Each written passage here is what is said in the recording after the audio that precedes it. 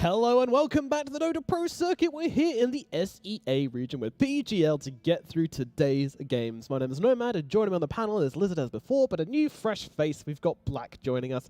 How's it going? How was the casting this morning? Was good. Refreshing, quick and easy, you know.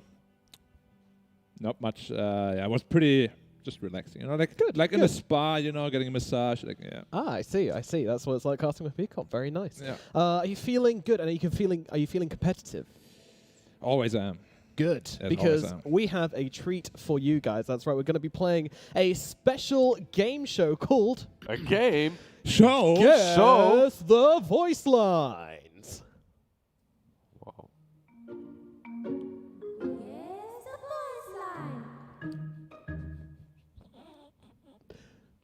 Guess the voice line. We went in different directions with that one, but that's okay. Yeah, so what we're going to be doing is we're going to be hearing some voice lines, okay? And then you guys are going to have to throw up your hands as quickly as possible. Here. Once you know what it is. Once you know what it is, okay? If you answer it correctly, you won't be able to answer it again. But for production... Me. Can I go? No, I got to say, I need a louder sound in my ears. I'm going to go full tryhard mode. Okay, you're going full tryhard. Yeah, so I need louder sound. You're going to get wrecked, Scrub. Chill out. Any of us can answer. Okay, all three of us are playing, okay, and we're going to hear the voice line. All right, so let's hear the first voice line. Fought badly. Lizard first. Easy Axe. Is it Axe? That was easy. Come on, bro. Good job. All righty. 1 point to Lizard. Let's hear the next voice line. I'll burn your body to ashes. Lizard first again. Clinks. Was it Clinks? Easy, bro.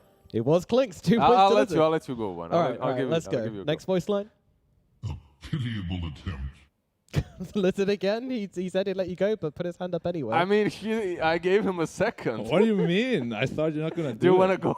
Okay. Elder Titan. Good job. It was indeed right. It was indeed Elder Titan. All right, let's go. Next voice line. How shameful. Go. Black. Spirit Breaker. Incorrect. I'll go for this one. Was it? What? But you don't get to go after. Just go next. Earthshaker. No, it wasn't. All right. Do you want to try, Lizard? I actually don't know what it is. Is that why you're trying to tell him to go next, Lizard? Yeah. Wait. Can we just have it again? Wait, just... How shameful. It seems obvious. But isn't it Spirit Breaker? I thought it was Spirit Breaker. No, it's not. Spirit Okay, Breaker. go next. Wait, what is it? What is it? How shameful. It feels so obvious. Oh, I know. It's Magnus. Oh, yeah, Magnus, it is Magnus. same voice. Magnus. Got it in the end, guys. Don't worry. Alrighty, next voice line. Oh, I'll be signing autographs out front. Black? That's Monkey King. Yeah. No, it's not. Is it Void Spirit? It has to be Monkey King. Can I hear it once more?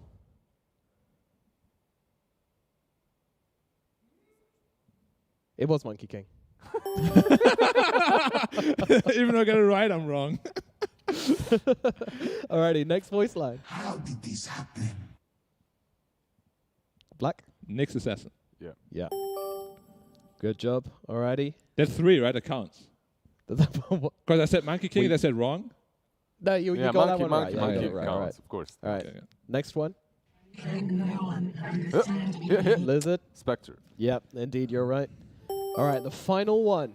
The final voice line. Patience is rewarded. Black. Spirit Breaker. There we go. Spirit Breaker came back once again. Alrighty. So let's find out who was the winner. It was Lizard. No, it wasn't. He won. I'm not keeping the score. I kept the score. He won with that one Elder Titan, right? Like he's 4, I'm 3, no? Look, I'm not going to argue. I wasn't counting either. All right, so, it's me. you know, it's you. Well done, Lizard. You won Guess the Hero. Congratulations. What do I get for it? You get an enormous sense of pride and accomplishment. So well done. What? No, I want something real. I want a prize. I already have that. No All prize. right. You can have a secret lab chair if you can take it home with you. Yeah, sure. They're very light and very comfortable to sit in, so I'll take a secret lab chair with me. They're sure. not very light, but they are very comfortable to sit in, and they are, of course, our sponsors of the show. So if you're in the market for a new chair, check out Secret Lab. But I think with that, it is time to get into our second series of the day, and it is going to be Boom versus TNC. They'll be battling it out in a very important series. These guys are all tied up. They're both 2-2 in the series score currently in those standings, along with T1, who are also 2-2. And these are three teams which are hungry to make it to the major. And of course, there's only 3 spots available in this region. So it's very, very important that both of these teams win this game. But of course, only one can. Who do you think it's going to be? This Probably is one of the TNC. toughest ones, right? Yeah, it's very tough, but if I was a betting man, I'd put my money probably on TNC. Boom is looking strong, but man, every game that they win, it's on the back of Mikoto and his performance. Like, he's the one upcoming shining star of the SCA. He might join a tier 1 team if he decides to part with Boom. And right now, he looks like he's always the one really pulling them. I mean, if he sounds like a very risky better, because if I was a betting person, I would not bet on either of these teams because this can literally go anyway. I'm not a bettor as well. I know you're not. I'm just saying you sound like a more risky one if you were one. Uh-huh. But you're not one. We all know that, of course. Neither am I. We're very proper gym bros. Yeah. Yeah, we don't need to bet. But yeah, like this series is really TNC. Sometimes they play really well. Most of the time they're struggling. Same with Boom. You know, like I don't know. Like we'll have to see. This is gonna be a true and well 50-50. Yeah, certainly is. I mean, what do you think has made TNC feel shaky in this tournament so far compared to dominance of past? So the thing that I feel about TNC is that they started in a shaky way, same like Fnatic. You heard Jabs before say, yeah, we were thinking that we were overconfident. We thought that we were stronger, then we were proven that we were not. One thing that TNC have done throughout the last 3 weeks is improve. Like the first series they played versus Execution, yeah, they lose 2 games to a Medusa. But in the next series, they adjust their draft versus a Medusa draft and they win, right? So they're improving, they're steadily making changes. And for Boom, I'm not sure I can say the same. They're playing on their 1-2 picks of Quap, maybe Storm Spirit for Mikoto. But when it comes to those crucial moments, you remember the game versus T1, to push high ground, to go into the triangle, they fall apart a little bit. So Yeah, but on the same token, TNC also played T1 and they got absolutely crushed in all 3 That's games also in the true, early yeah. game.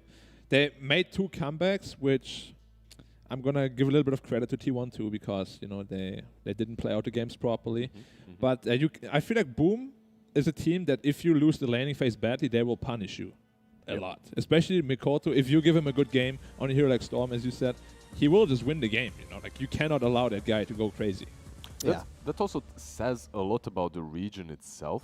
They're mostly focused on individual talent and skill and just outplaying you. It's something that Black said first time when we asked him, so how is it playing in SCA pubs and whatnot? He said, maybe there's not as much cohesion, synergy, and shot calling as in EU, but man, are they skilled. They're way more skilled than anywhere else. Yeah, even more skilled than in Europe, you know. But in Europe, the biggest and most important difference is that there's so much team play here compared to there.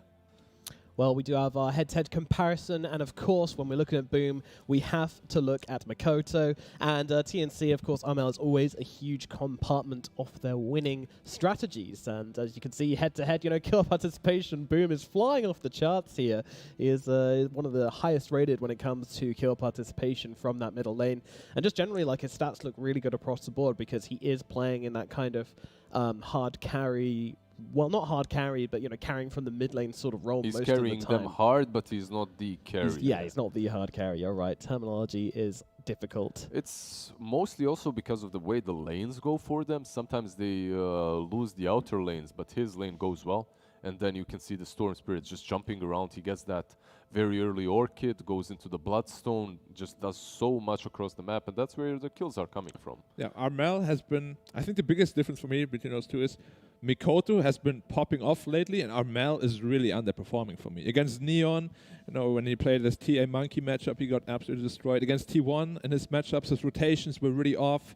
He just seemed very off his game, really. Whereas Mikoto is really shining right now. So we'll have to see if he gets back in shape and if he can stop Mikoto that way. Maybe a little bit more hunger as well coming from a younger player. This guy that just got his 11K a month ago at the beginning of the tournament. You can see that the strength lies in that hunger when it comes to SCA. The strength lies in just wishing to win so much that you're pulling everyone together. And we can have a look at the head-to-head matchup between their winning curves as well. And this is telling an interesting story as well. As you can see, Boom Esports, you know, they have won a lot of games when they managed to end it quickly at the 25-minute mark. And before, you know, they haven't lost any games at that point. And then it kind of goes down over time, which kind of, again, alludes to the fact that they have struggled to close out games. And there's been some questionable decision-making when it comes to that late-game scenarios. Meanwhile, TNC, slightly shaky across the board. We're not seeing the consistent TNC of old, but rather a TNC that has been dropping games they perhaps shouldn't have been. But when it comes to those late games, they have it together. So they didn't win a single game pre-30-minute mark. It means they haven't had a game which has ended, gone that long. Yeah, so we don't have any data from before that point. TNC's late game, like we have seen it against T1, is really solid. Yeah. But as you said, like the early game, mid game is very shaky in pretty much every game. Yeah, but that's the big difference, right? Because Boom's late game does not look that solid. Yeah, it's. But the early game looks very solid. Early game looks great. Rotations from Mikoto are awesome, but when they need to invade that triangle, when they need to set up the perimeter around their base, choke them out, usually what happens is they try to go high ground a little bit too early and they get punished. We've seen that in many of their series versus T1 especially. Yeah. So what do you think is going to be the big deciding factors beyond the mid lane? Exactly that. Decision making in the late game. I think that's really. So you think it's going to go late game? I don't see the games ending that fast because SCA is a little bit different of a region. If you're looking at EU, I think meta is shifting completely, and you see teams trying to go for these aggressive lineups. Like last night, Seb with the Furion, right? OG versus Nigma. If there's any anti-mages, Medusas, whatever, that team usually loses. Here in SCA, I still feel like, they like to brawl it out, but usually we fall back to some late game carry potential heroes. I think as well, when it comes to Boom Esports, player they also rely quite heavily on having a good game, which we don't really talk about at all because he's just kind of overshadowed by Mikoto. It's in fact Hyde. I think he's had some excellent games. He always itemizes correctly. I think he's actually the kind of backbone of this team.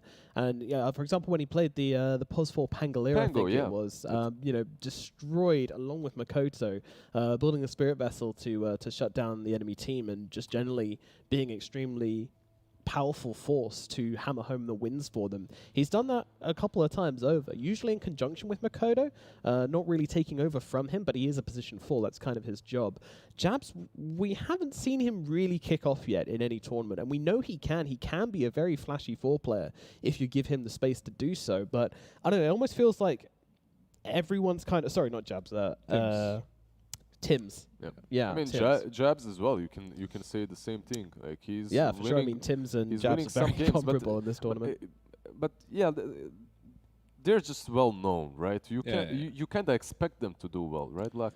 Yeah, definitely. I mean, Tims, Jabs, a lot of the POS4 players that have been around forever. You just they know.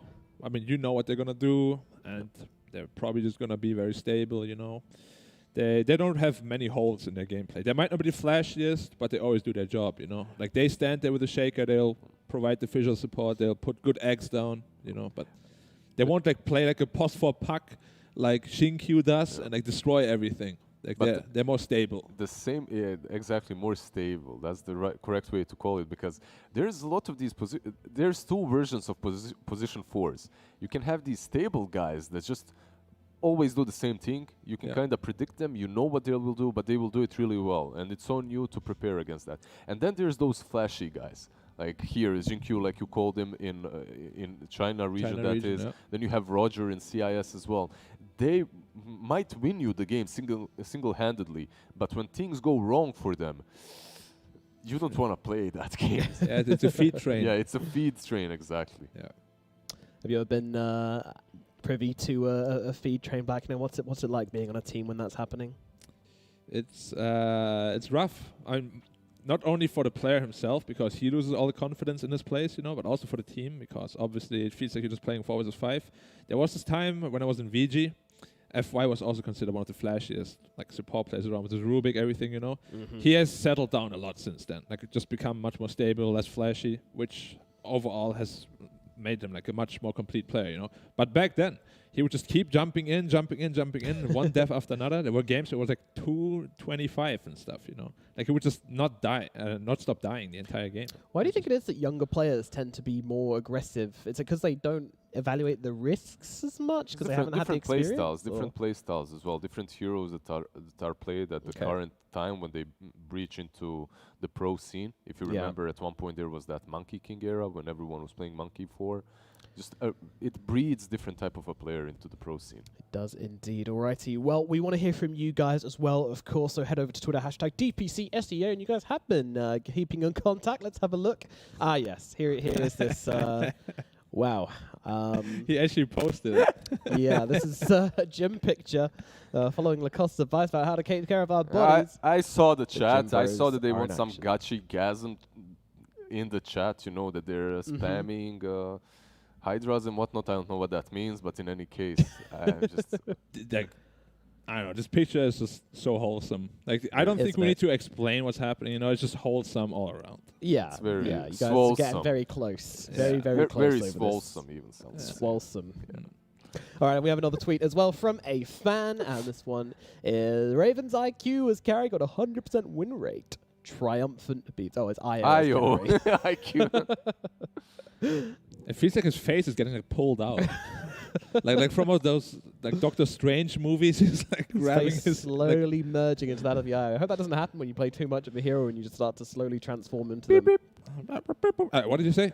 Nothing, huh?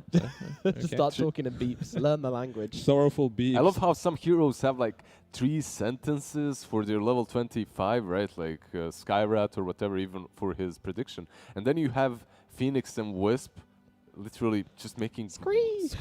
but it's very like a triumphant squawk. Squawk, Like, Denying squawk. Like, what is that? You ever heard a bird outside going, cool, like, that bird's denying me? Before we jump into the draft, imagine being the voice actor that's been said, yeah, you just deny the creep. Make a denying Yeah, make a squawk. noise if you're a bird that's just denied a creep. Like, excuse me? Like, I'm not getting paid enough for this. Yep. Alrighty. We have ourselves a draft. We are getting into it. Game number 1, a TNC Predator versus Boom Esports. And we're going to start things off. The Disruptor on one side and a Crystal Maiden on the other. and Puck again ignored. Pango banned out, however. Yeah. Like, Puck being ignored, we might see it still, but it's not as prevalent in SEA as in other regions. But one hero that always made that Pango work on Boom Esports is Cascute on his Crystal Maiden fight. Yeah. Pango needs a lot of mana. Like he's been buffed up a little bit. His level 10 talent is nice, but He just woke up. and he just woke up. Yeah. Hello. Yo, Fabi, you alright over Morning. Yeah, you can see it in his eyes. there? Yeah. He's a little bit drowsy still. So Hopefully that doesn't affect the drafting. The hair is a little bit messy still, you know. he's going full Last back time he here. looked so flash as well. Like, he looked so clean and flash and ready to go. He's going He's full K-pop yawning, now. even look. Oh, the yawn, yeah. He's gonna make me yawn. Oh, no, they lost, dude. Now the whole They chat lost. is gonna yawn as well. Yeah. Resident sleeper. Man. Oh, Need yeah. to be sharp. How about them? Let's look Look around. at Drew, man. He's hyperactive. Yeah, he's not stopping. Oh, He's jumping yeah, around. yeah. Yeah. Hey, give me that troll. Give me a troll right now. Give me a girl. Play. Do it. Oh, that's Get the it. troll, yeah! Now Drew's happy. Now he's stopped being hyperactive. He's like, He's like, all right, I got my hero. Now time to get into business. Thank you, guys. Preparation. Meanwhile, KezQ, you know, he's a face of concentration. yeah. Well, what is it? He doesn't express much emotions through the draft. He's just analyzing everything. And Drew that is not comes through. stopping. He's gonna waste all his energy. He won't be able to play. Deep breath. Now he's relaxed. That's it. For the moment. For the moment. Find your chi. never mind. Now He's, Balance your chakras. Mikoro, however, he is completely chill. he has hair in his eyes, though. He'll move it. It's during the draft. He doesn't have to see it right now. It's actually a strategy where, you know, you take away half your vision, and then when you start playing, you move the hair. And then you're like super focused. Omega Vision. Omega Vision. A little bit back to the drafts and on the serious Oh, note, yes, we have okay. the Phoenix Yes, and Nyx sorry. banned out by Boom Esports, extremely good bans. Then the Razor because of the troll pick, nothing really extraordinary there, as Black obviously knows. Extremely knowledgeable. Thank Yes, you. on the other hand, we have the Beastmaster, as they do need an offlaner with some lockdown on the side of Boom. This lane, though, Crystal Maiden and Troll, it's not an easy lane to play, even if you're a Mars. Like, what do you pick here? Whatever you pick on 4, it's going to be hard for him. Yeah, I mean, it's going to be very difficult. They might just go into something like, because as you said, this lane is pretty much unwinnable no matter what you put there. Yep. So they might just put a Shaker there, just give him like a little bit of experience, then he can start roaming around. Shaker is great. Earth Spirit as well, perhaps. Like Yeah. we see in different regions, Earth Spirit just helping that offlaner a little bit, maybe creep skipping, and then just goes rotates mid and whatnot. Which would be a solid choice for TNC to pressure Mikoto a little bit in the early game. Mm-hmm. For sure. Storm is not banned yet, but they do have pretty good heroes against Storm. Because for some reason, Storm's Ball Lightning does not stop Glimpse. I learned that the hard way. Yeah, but why does Astral Imprisonment now stop it while Storm doesn't? There's no info on that. It just, they it just just happens. It just happens. That's so strange. Like One is a it's not banish even- and one is transportation. It doesn't. But you're seem- still invulnerable, right? Yeah. Yeah, you're still invulnerable, but that doesn't mean you're banished. Banish is a feature of its own, which Puck and OD have. Feature. And Anyway, Shadow Demon. Storm It's is banned banned. out. Yeah. Yeah, Better so- safe than sorry. no banishes this game. There's still, if you really want to be like that, there's still different heroes such as Quap. But what I really like on Boom is when Mikoto is playing heroes that can go in and out of team fights very easily. Quap is nice, but once you're in, and you really have to think about the way you engage. And if you have to think about the way you engage, that means that your team really has to do most of the heavy lifting in that team fight. Someone needs to go first. Someone needs to make space for you, and he, frankly, usually does not have that. Yeah. So some Void Spirit, Ember Spirit, anything like that. I mean, Storm is just unique in a way where you can go in and out so Or easily. Or Yeah. OD. That's Alrighty. might be offlane, though. Probably offlane. Yeah. I'm sure he can play OD, but But they ban Puck, they right? did ban Puck, yeah. And Maybe go there's a for the shaker as Shaker. predicted. Tim's above the screen there. He's going to be playing that shaker. And then, of course, we have Hyde on the other side as well. That's usually the only thing you can do, really. If you run into like an impossible lane, you just want to give him like a small edge at the beginning, and then you just leave him alone. There's not much you can do, really, in that lane. Creep Too skip, strong. something like that, right? Yeah, it's just too strong. The new way they Do- block the enemy wave and not their own, so Yeah. that the wave pushes under the tower. Has to be careful, though. Like, that trend is... You know, people are picking that up now. Then if they both wait there for him, he's dead. Or if the support just goes around and takes the creep wave, pulls it away. Yeah, I think there's Maybe counterplays to it. there's some time there, yeah, to do Yeah. it. But yeah, OD also ignored. I didn't even realize that.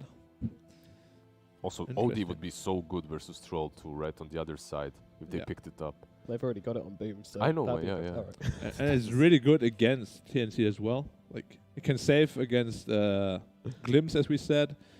If anyone ever gets speared in the arena, you can save him as well. And just in general, it's really good with Troll because it helps him get that ult off.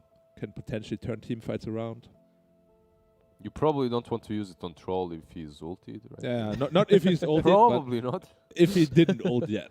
Yep. Yes. And it brings you this flex option, right? I still think that it should be mid lane. Tiny. Oh, As a +4, I'm Ooh. pretty Yeah. sure. This is one of our not great Yeah. heroes so Yeah, far. Hasn't had a I'll good track never record. say Tiny is a core anymore. Like, Tiny can't be a core, in my Today- opinion. wait. Wait. This matchup, Morphling into the OD, historically isn't that great for Morphling. You have the pure damage from The lane is also tough. OD. The lane is tough. He does scale well against the Troll, but versus OD it can be problematic. Plus Tiny, if he gets an early Blink Dagger, if he finds you with no shift, you don't have time to do it before he kills you. Yeah, or an Invis rune. We've seen plenty of times where it's been Tiny versus Morphling. He just gets an Invis rune and gets a free kill almost every time. They might even just say, okay, this is Tiny mid. I've seen this. Sometimes it's a trap because Tiny isn't as strong as he used to be. Yeah. I feel like it's always, and it's also not really like a Mikoto hero, in my opinion. Yep. It's more like a Thompson kind of hero. But it's not. OD doesn't strike me like a Mikoto hero. No, too. I think it's gonna be offlane OD Tiny this game. And then last pick for Mikoto. Yeah. Yeah, sure. I I would think- love to see that. Yeah. I still hope they keep it open though. I don't hate Tiny mid this game as much as I haven't liked the hero. I think there's a possibility they could go for it. And, I mean, they just see what TNC pick up. They could potentially. It just can get scary if you start falling off. Of course. And then, yeah. And I feel like Mikoto always just loves to be this kind of guy that can always scale into the mid lane game because his decision making is so good. Tiny can kind of take that away from you if you're having like a little, you know, like a bad game. Yeah. Yeah. Doesn't strike me as a Mikoto hero, like, at all. Yeah. If you're TNC, you also need a mid. And so you can see Boom Esports just banning out those heroes. They're still bats in the pool, I believe, right? Yeah, no, it's banned out by Boom. Banned out, yeah. Boom banned it in the second stage. Yeah. You also have to be careful what you pick because Morphling can potentially also still go middle. Yeah, it's definitely flexible. It's not as strong as it used to be on mid, but it's still solid. Yeah, against some spirits, it's pretty good. Why isn't it as strong as it used to be? I just got, like, the numbers got nerfed a little bit, like his stats. Ah, right. But it's pretty much, and the waveform damage and mana cost. You used to just go shift and waveform, and that's it. And you farm around the mid lane. You get that early Aghanim's or E-Blade. But even Yule's right now is a very popular build. Yeah, I've seen that. Which is really weird. Not a fan. Like, it just doesn't. Like, they build it against early Orchids because it's half the price of Manta, but it just doesn't do anything for you. Yep. I'm gonna Yule you. Wow. Scary. It's I think it's usually when you have someone who's quite mana intensive that you want to turn into, right? Some usefulness there, but it helps a little bit. It's odd. It's odd for sure. Dead Prophet banned out. I believe Boom Esports just bans out another 20 seconds left. Mid laner here. I think TNC are planning something here. They're all laughing, which is a bad sign for Boom. Or a bad sign for TNC. You never know. We're screwed, guys. Silencer banned No, out. I think they're good. Silencer. Oh, Interesting. Yeah, that must have been something from. So they're going with Void Void Spirit. That's not entertaining. I was expecting some cheese. Now Odie could just go. Odie crushes that matchup, and then they could just pick a hero to really pressure the morph. Which, who could that be? Put your thinking hat on, Black. Crazy Seb move, pick Elder Titan on the offlane. That could be really good this game, actually. Negate that Morphling's If you aura do that, completely. you crush 2 lanes for free and you counter the winning condition. I would really like that. But I go Bloodseeker. Bloodseeker. I don't like that. Oh no, Bloodseeker. Offlane Bloodseeker against Morphling is not great. At least Morphling will always be playing on low HP, Yeah. right? Because of the shift and whatnot. That's a small prize that you get with this Bloodseeker, but Decent amount of burst with the Tiny and the Bloodseeker. It's not the hero we wanted to see, but is it enough to make you think the Boom are going to take this game one? Lizard. I really didn't want to see the Bloodseeker last pick. They still have this Mikoto going off of mid lane. And you know what? I really like TNC's draft. I think it's way more well-rounded. And never mind. I convinced myself. I'm going with TNC. I like the Shaker. Shaker Morph and Shaker right now is too strong. But OD, Mikoto, Black. Are you going to go against me? Can you sway me? I mean, this is how I was telling it to myself. This OD looks so strong. I mean, he can own this game single-handedly, pretty much. Yeah. But can he? The way I see this game is basically Mikoto versus Gabby. And the way Makoto's been playing recently, I have no reason to doubt him. I'm going to go Boom for this one, guys. And OD is good versus Morphling too later on. So I've taken the pressure off you, Black. You know, I've taken the Boom. I still have to decide. You still have to decide between the two teams. That's how this works. All right, can we get the casters in first? I actually have to do some deep thinking here. Alrighty, let's bring in our casters then. We've got B-Cup and Lacoste in the casting Don't booth, go too ready deep. to go for not too game number 1 of this series. I need to Guys, hear Lacoste. very quickly as the game is now live, what are we thinking about this one? I'm thinking not Boom. I don't like the Bloodseeker pick, and not really convinced. I feel like this hero just falls off so quickly. And Alrighty. yeah, TNC for me, for sure. Yeah, B-Cup. Read the tree rings. They told me to pick TNC. Simple as that. 3 for TNC, 1 for Boom. Black, are you going to even the scales, or are you going to tip them on over? They convinced me to go with what I thought originally, which is Morph Shaker should be too good this game. Alrighty. That's going to be 4 for them then, and just the singular one lone man going for Boom. A brave, handsome man going for Boom by himself. We're going to throw it over to our casters, though. 2 more brave, handsome men. B-Cup and Lacoste, take it away for game number 1. Thank you so much, Nomad. Yeah, coming in here. Big series for both these teams. It's coming down to the wire with both these guys as the middle of the pack is very close. And look at this. Already. Toss into the blood right. Fissure comes out. They get first blood on the Febby regardless. And Makoto is the one who gets first blood. He's always the one you have to worry about when you are playing up against Boom. Yeah, and he gets the first blood, so good start. We already know what OD is going to go for. It's a meteor hammer, so yeah, pretty standard stuff. Tower damage, something that they kind of lack until Troll comes online, so a lot of value coming out from that hammer. And we'll see how quickly he can get into it. We've seen that 1v1 matchup with Hammer. You know, the Astral Imprisonment into the Hammer, and when you're 6, Sanities blow anybody up and enjoy your lane even more. So we'll see how he does up against Armel. You know, we've seen Makoto struggle in the first few waves before, but has been given time in the past to kind of recover. I don't know if TNC are going to be so forgiving if they are to get on top of Makoto and, you know, lead this matchup somehow. But we take a look at the matchups around the map. And, well, let's take a look as, yeah, here with the fissure up towards top. It's Drew back on the Troll, which should be interesting. Yeah, it feels like that's his most comfortable hero. So something that he knows how to play and like what to do with the hero, knows the power spikes. And it feels very comfortable just playing it. And he's played it a lot just in this DPC. So we'll have to see how he can play it this time. It's definitely been hit or miss before with him. They're already putting a lot of pressure on to KP in the off lane, but the fissure in from Tim's just trying to disrupt what they have up in that top lane. I was hoping maybe they'd go with the Brewmaster, but they have that Crystal Maiden in the 5. I love that Brew Troll combo. It's been pretty disgusting to see that Cinder Brew. Yeah, the combination is just so good, being allowed to ignite people with the whirling axes, low cooldown. But the CM, you get so much from the CM here because you have Tiny playing position 4. Tiny consumes so much mana, and with the Crystal Maiden aura, it's going to be much easier for him. This is the combination we've seen quite a lot. I think Team Liquid played it multiple times. Tiny plus a Bloodseeker, toss into the Bloodrite, and later on toss with the Rupture on. So it's a kind of a cheap damage, cheap setup. Yeah, maybe Tiny's the answer to all these Bloodseeker losses that we've been seeing in this region. Get that Rupture, do damage with the toss, like you said. Ooh, Armel taking a lot of damage, only working with a shared Tango and another stack. No salve right now at the moment. But it's pretty tough for the Void Spirit. They said that the panel said this matchup was going to be very difficult for him, and Makoto just standing on the high ground trying to fight. FBZ being pushed back by the Thunder Strike of the Disruptor. There's a lot doing here when we get to the mid-game. A lot of big ultimates between both these teams. You know, Arena, Echo, Static Storm, Sanities. Like, you're freezing field. You're dealing with a lot of potential team fights that just get very chaotic. One thing I'm worried about is they don't have real save for Morphling in this game. Like, there's nothing to purge things off.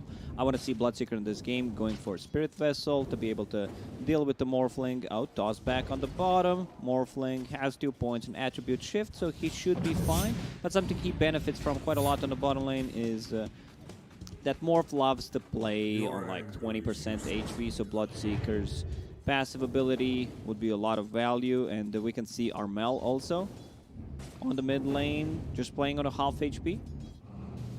Yeah, Blood right down again. Gabby getting low, silenced up once more. Although Hyde not working with a lot of mana. And he's already got that urn on FBZ. So, like you said, they want to be working towards getting that Spirit Vessel. See how quickly he can get into that, going for those boots, upgrade them, and then maybe Spirit Vessel afterwards. Meteor Hammer for Makoto is close. He's having a good time so far at 21-3. Surprisingly, Armel is towards the top, and, well, really, he is the top. 23-4, gets some rune control, pops an Arcane Rune, and we'll have that bottle filled back up, so that should help him sustain a little bit more in this lane. And it hasn't exactly become that one-sided matchup that we were talking about he actually earlier. goes in. Armel is a mad guy. Purple hero with the purple rune. Make Purple stuff spells. Yeah. Makoto is getting very close to that hammer. Once he gets that, it's not that easy to use it on the Void Spirit because of the Dissimulate, the Astral Step, so you have to time it perfectly to able to get him.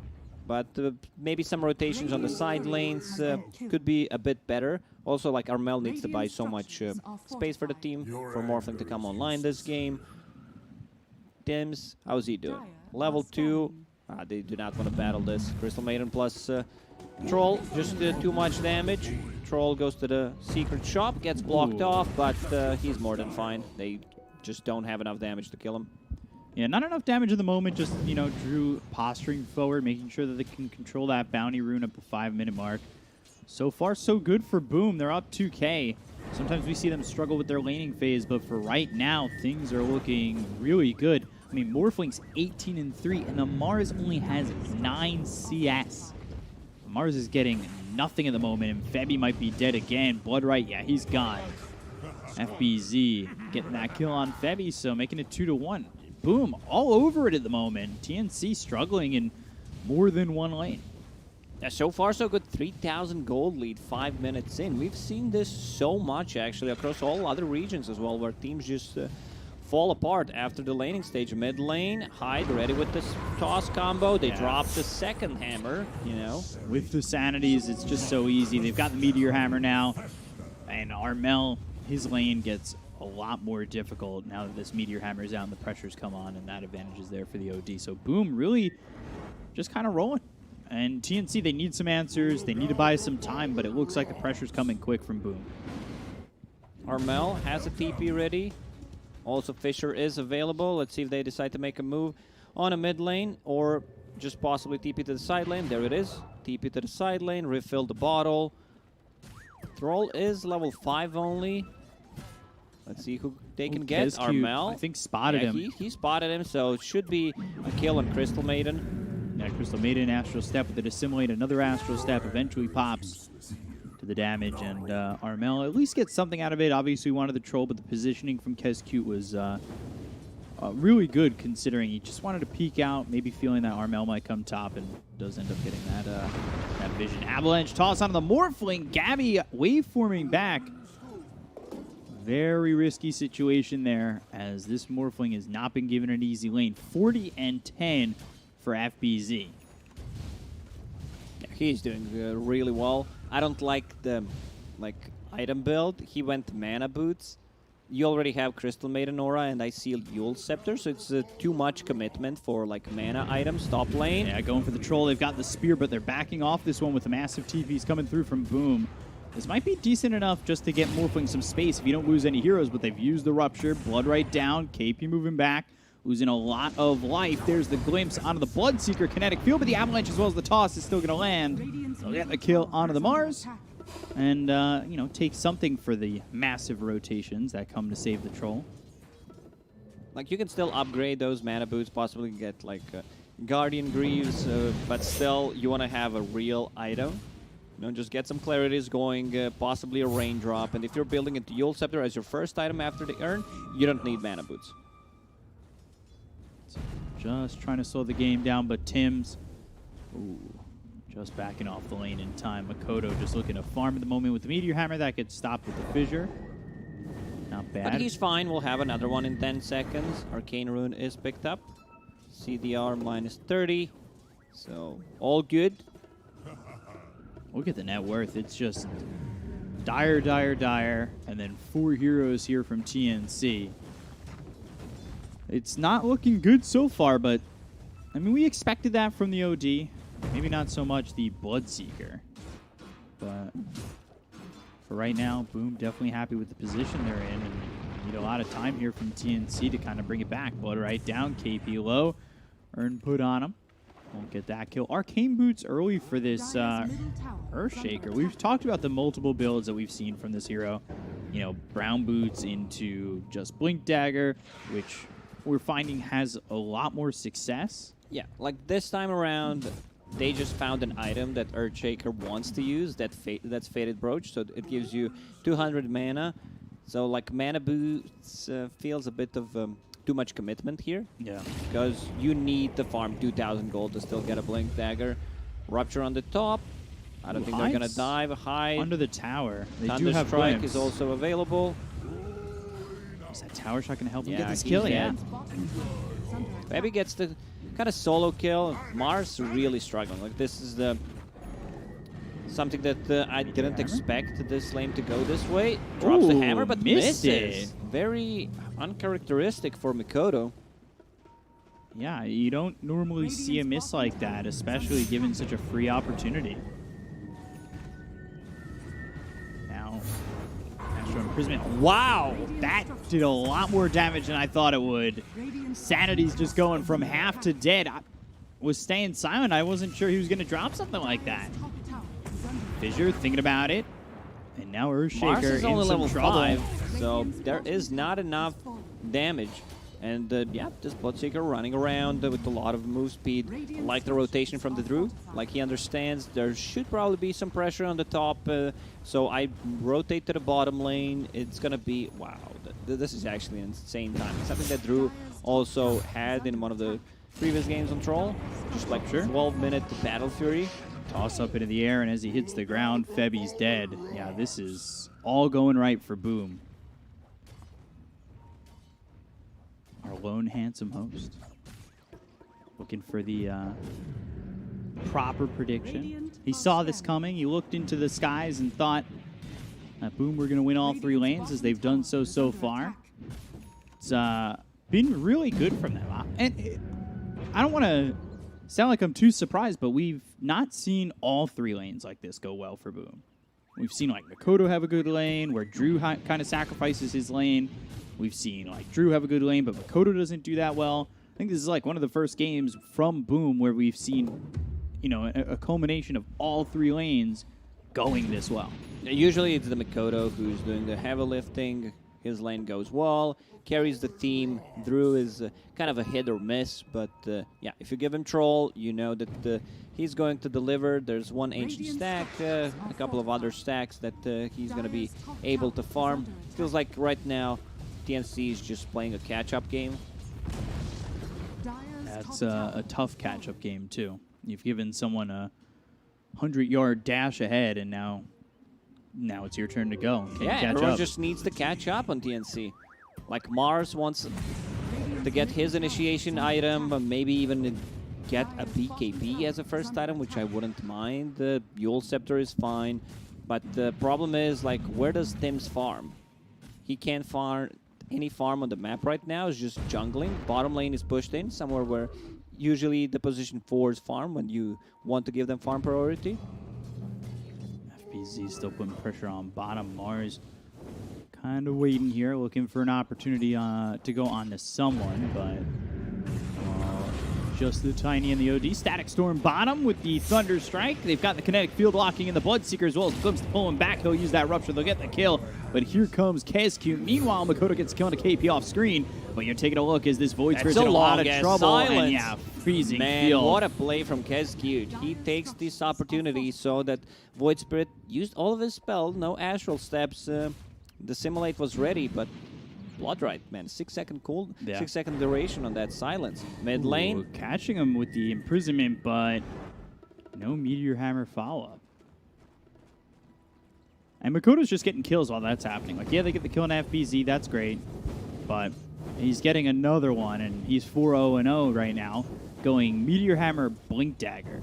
So we'll have positioning to Blink, Astral, Meteor Hammer. Blink Dagger is a natural pickup for OD, where you can set things up with a Blink Dagger, or you can just blink out when you feel threatened from the Astral. Gives you enough time. I'm really worried for TNC. Yeah, Who's going to make any kind of aggressive moves? You don't have a Blink Dagger on Earthshaker. Your Mars is almost as farmed as enemy Tiny. And Tiny's getting the farm priority. Like, Boom is making all these right moves.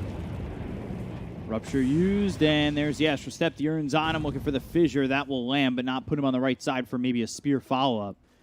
Morphling's going for a Linken's, and that's usually an item you see first from Morphling when it feels like you have to play defensive. You can't really output anything of your own offense at the moment.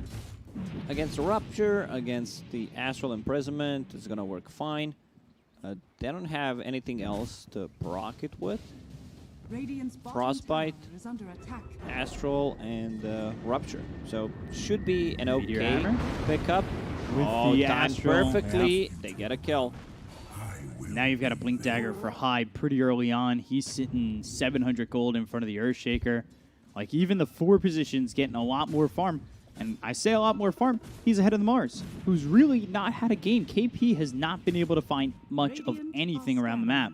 Granted, Troll and OD are taking over most of the map. It's still allowed FBZ to get some farm. You've got the same situation kind of with the Morphling as well as the Void Spirit, but the rest of the team really hasn't found anything. Boom playing so well right now.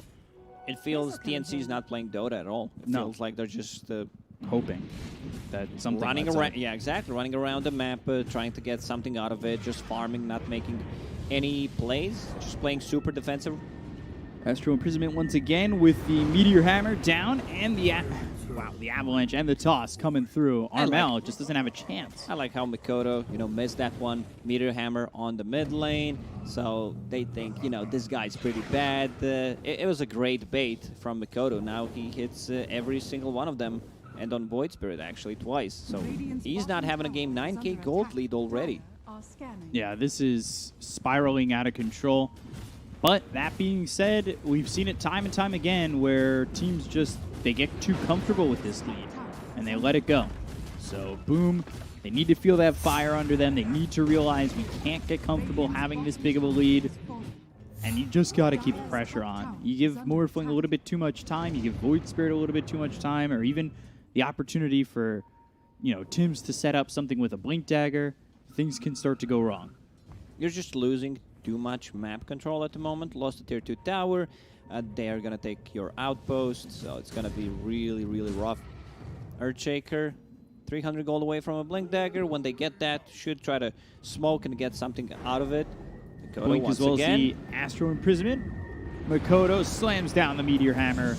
He's making it look too easy now after we talked about him missing that one. So yeah, just continuing to get kills after kills with that combo. No surprise, really. And it's just left Drew to do his own thing. Yeah, he's got a kill, he's got an assist, but Battle Fury, Yasha, going into the BKB, Sanj afterwards, like things are pretty straightforward and easy for Drew right now. I don't think he's had this open of a game before with Boom. All he needs to do is just hit the creeps pretty much, get a BKB, join fights. Tims getting caught on the bottom lane, then gold off a He Blink needs Dagger. this Blink Dagger. 4, 3, 2, 1, bought it. Okay, he's good to die. Just had to buy that time. Just get that Blink Dagger. Meanwhile, KP's caught again. Makoto's found him, and he's not going to survive.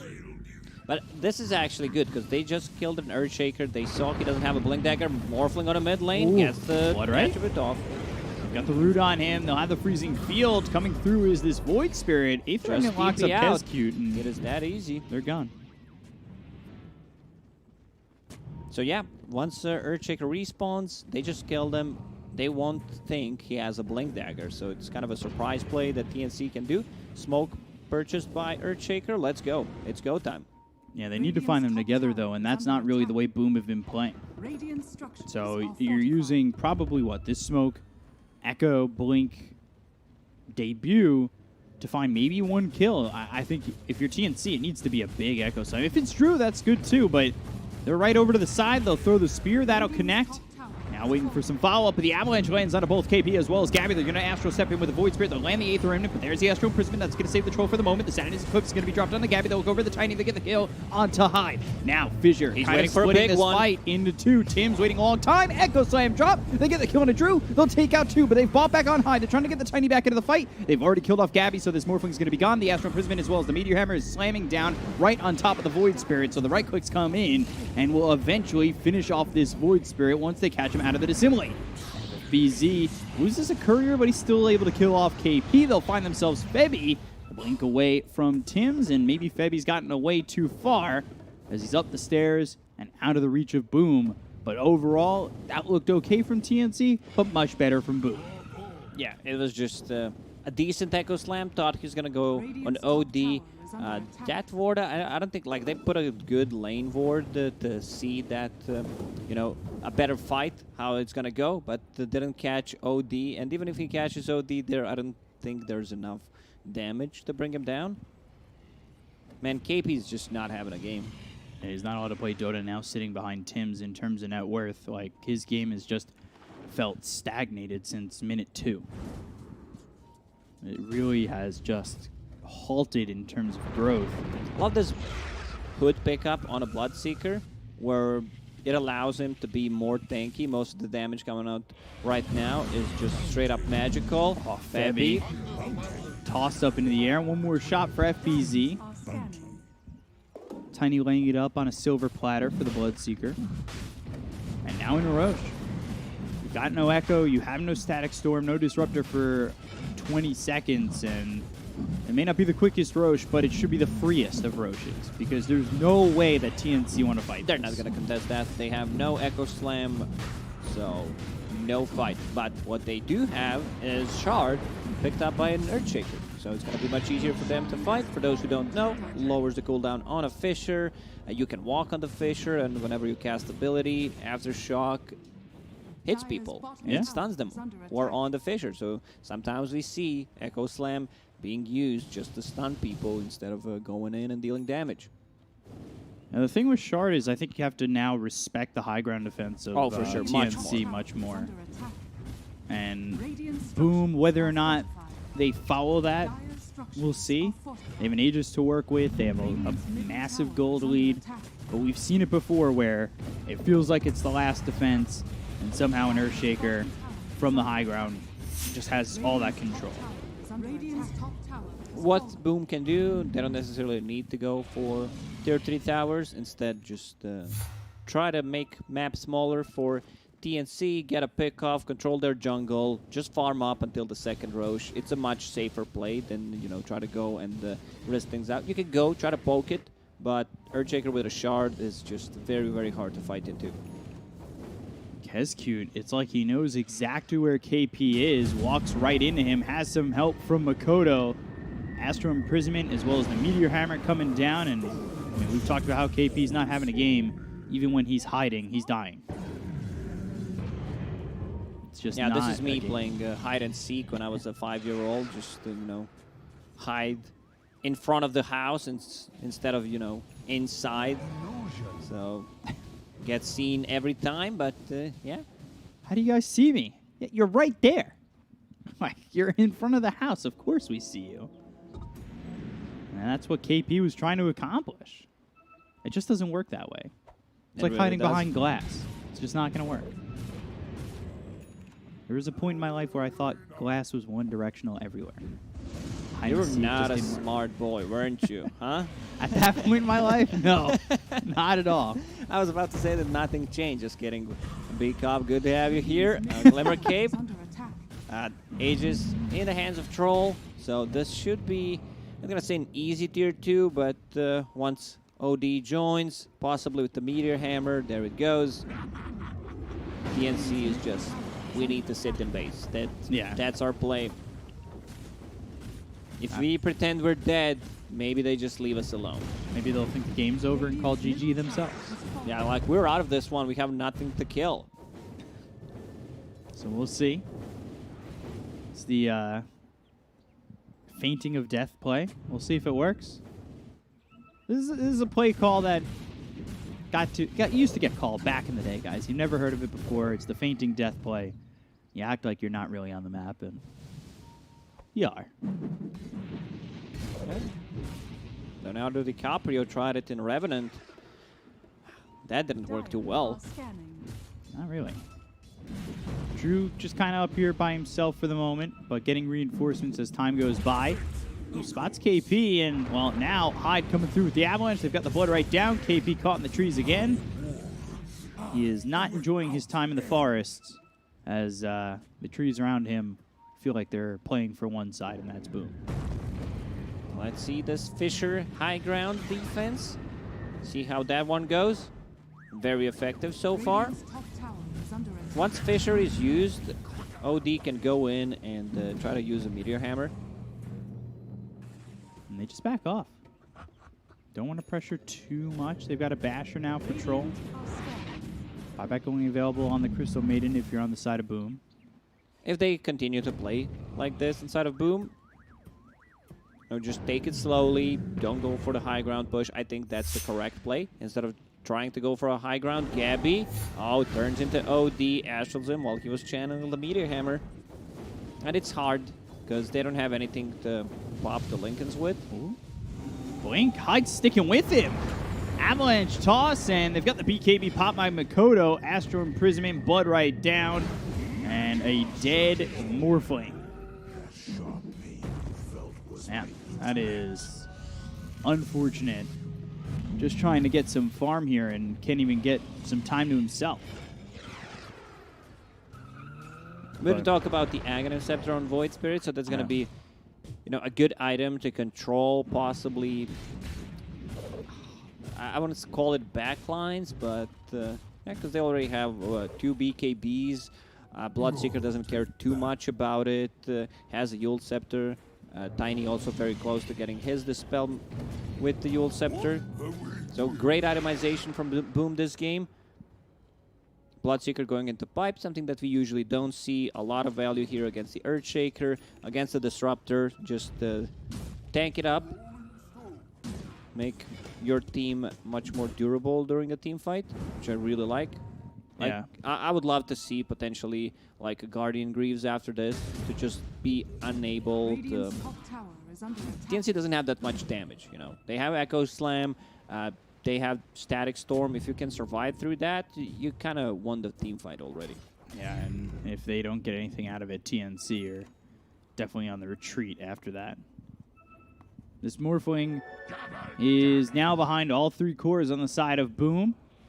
It is not the best situation to be in when you're trying to carry the game on your back at points. So we've seen, Earthshakers and Morphlings still being very strong. Coming over, there's the totem. And Tim's to the blink, looking for the TP out. Avalanche, Sanity's dropped. And they will get the kill on Armel. They'll at least get the Void Spirit. So I thought it might have just been a troll, but instead it ends up being basically everybody. And this is great movements from Boom all over the map. TNC still have that Morphling plus Earthshake combination. Problem is Earthshaker has 1 point in Totem. I don't like the mana on level 10 picked up. You already don't have any kind of mana problems, and your Morphling will have that Aghanim Scepter pretty soon, so you just want to max out your Totem instead. Right. Like that 1 point could make a bit of a difference. Mikoto jumps in, gets the kill on Febby. Now godlike.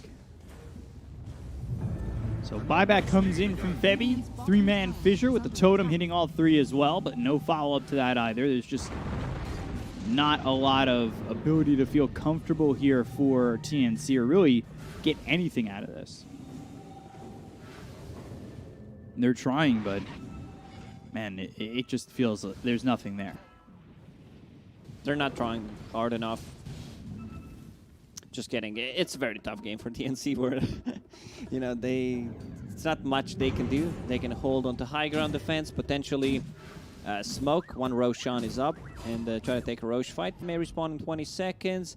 We can see the courier flying. That's just going to die. Not much there. It's 23,000 or 22,000 net worth lead here for Boom. Man, it is. It's all falling by the wayside here, and it's just. I don't know what you do if you're TNC. Just hope that they take forever to take your high ground to the point where you've got items where you can fight. And is that even enough? You're still going to be behind by so much. For sure. Boom is just controlling the whole map pretty much. Their wards have been on point throughout this whole game. Like I like the wards around the 10-minute mark. Febby. Yeah, blood right down. Dead. Avalanche toss, even with the glimpse. He's already gone. And Morphling. All right. Safely out, but they'll find KP. Oh, or will they? Blinks away. And Tims and KP are in a ridiculously far forward team point on is the map. right now cosplaying Puck, trying to cut the ways, or possibly an anti-mage, just delaying as much as possible. Trying to cosplay a little bit as hero that can cut the waves successfully all the time. I respect it. Orb Destruction found for Boom. That's on the OD. We'll see if he holds on to that. Probably not. Got Earthshaker still trying to use this Philosopher's Stone to get enough gold to get into the Octarine core. Picks up the 8th one, so... It's the dream item. Yeah. When the things are not going well, you know, you're sitting in the base most of the time, so some extra gold kicking in. And it's also a great item when you're ahead, because, you know, extra gold, why not? At any point feels really good, and, well, now Boom again. Another uncontested Roche.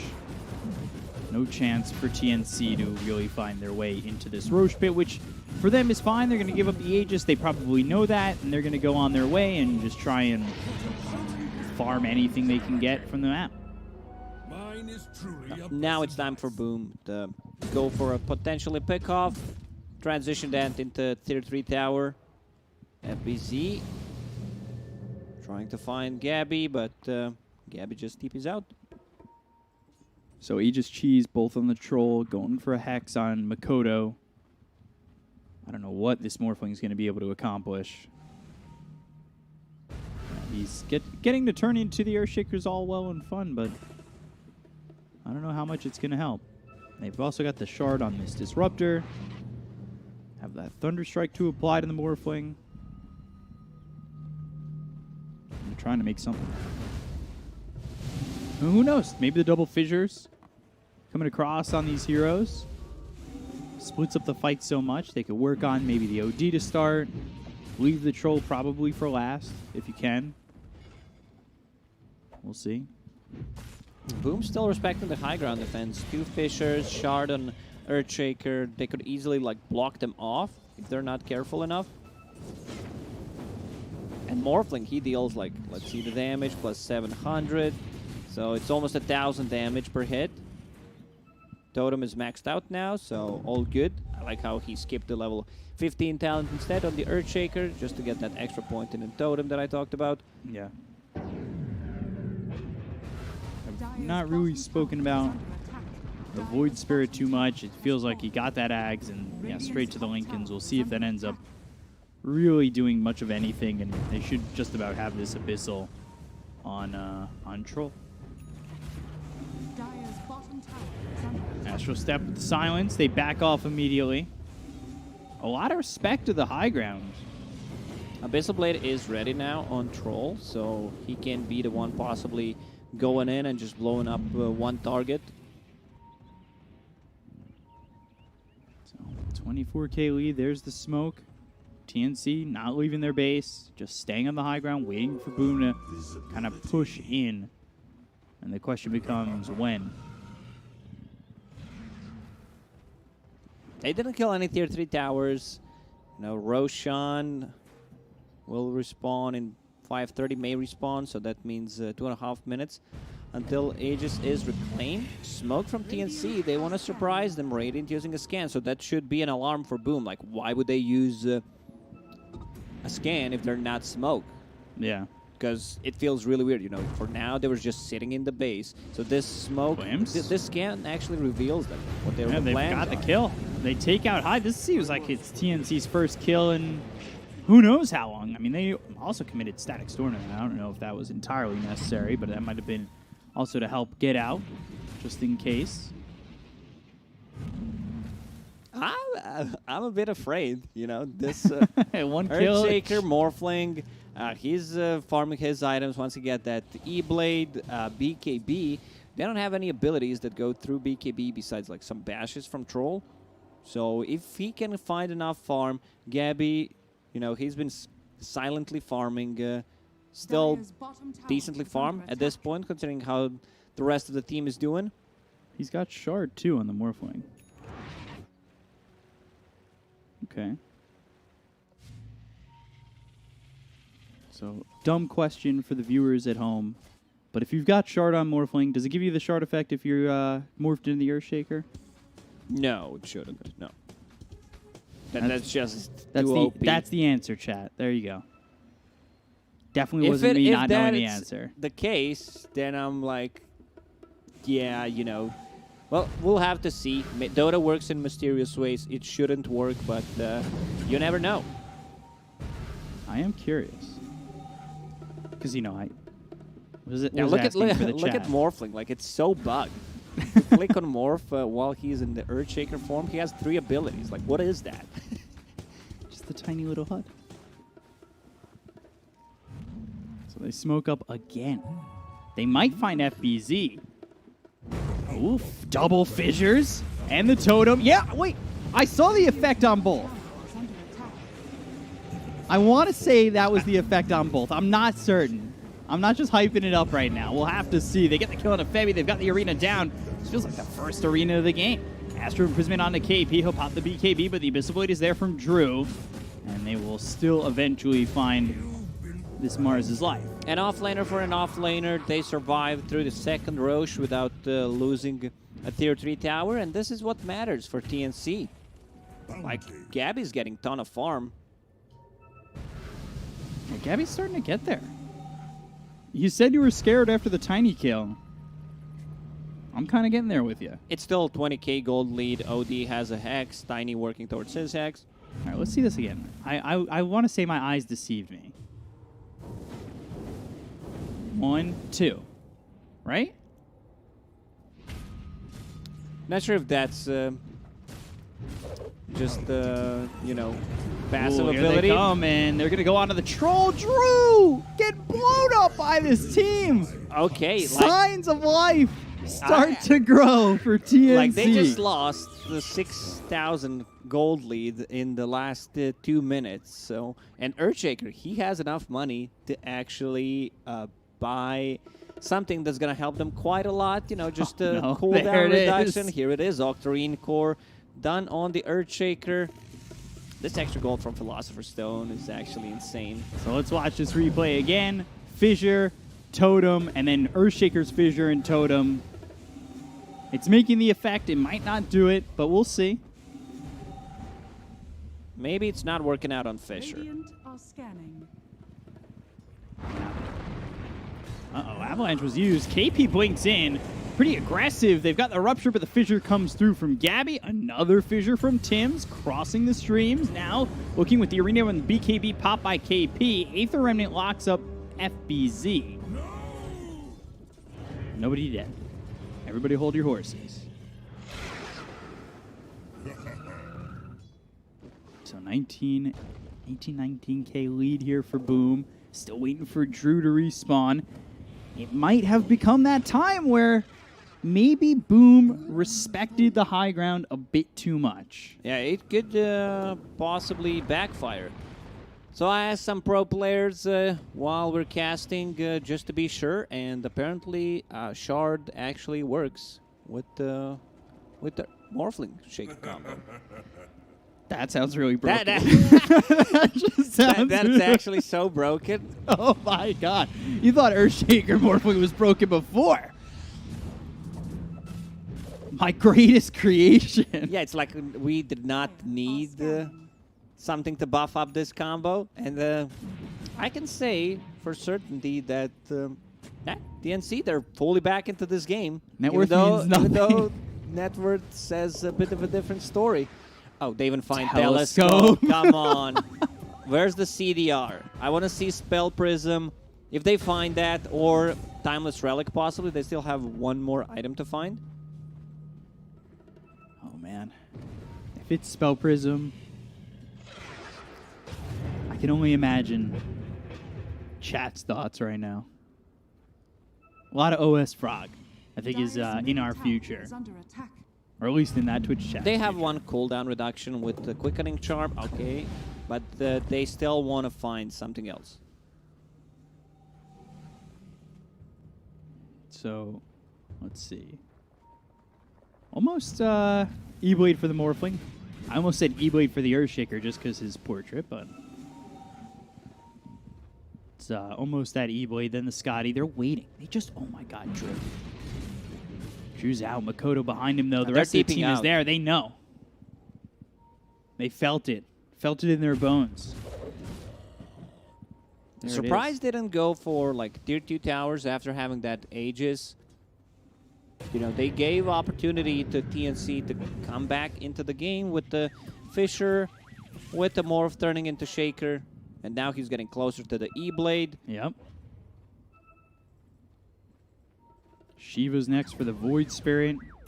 Morphling catching up to where Makoto is now. Things are starting to look good for TNC despite the fact they're down so much. The game is... I still can't believe the shard actually works. If you just buy a shard and morph, turn... I mean, you have to buy Aghanim Scepter on top of that, but they can just perma-stun people. Like, Yeah. you can't go high ground. Especially if it's in an X. No, if you use Fisher, Shaker uses Fisher, Enchant Totem, another Fisher, Enchant Totem from real Shaker, then Enchant Totem from the Morph, then the Fisher will be back up again. I'm not good at math, man. You're telling me to put all these numbers together, cooldowns together, see if they pan out and work out, and making Venn diagrams and whatnot. For all you guys at home who can't see, we both kind of have our hands around our head area thinking, how is this possible? Radiant are scanning. But we'll see if it works out.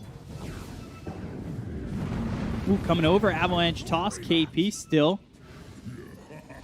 Just getting killed off as KP Boom. still doing his best to keep this game balanced. Yeah.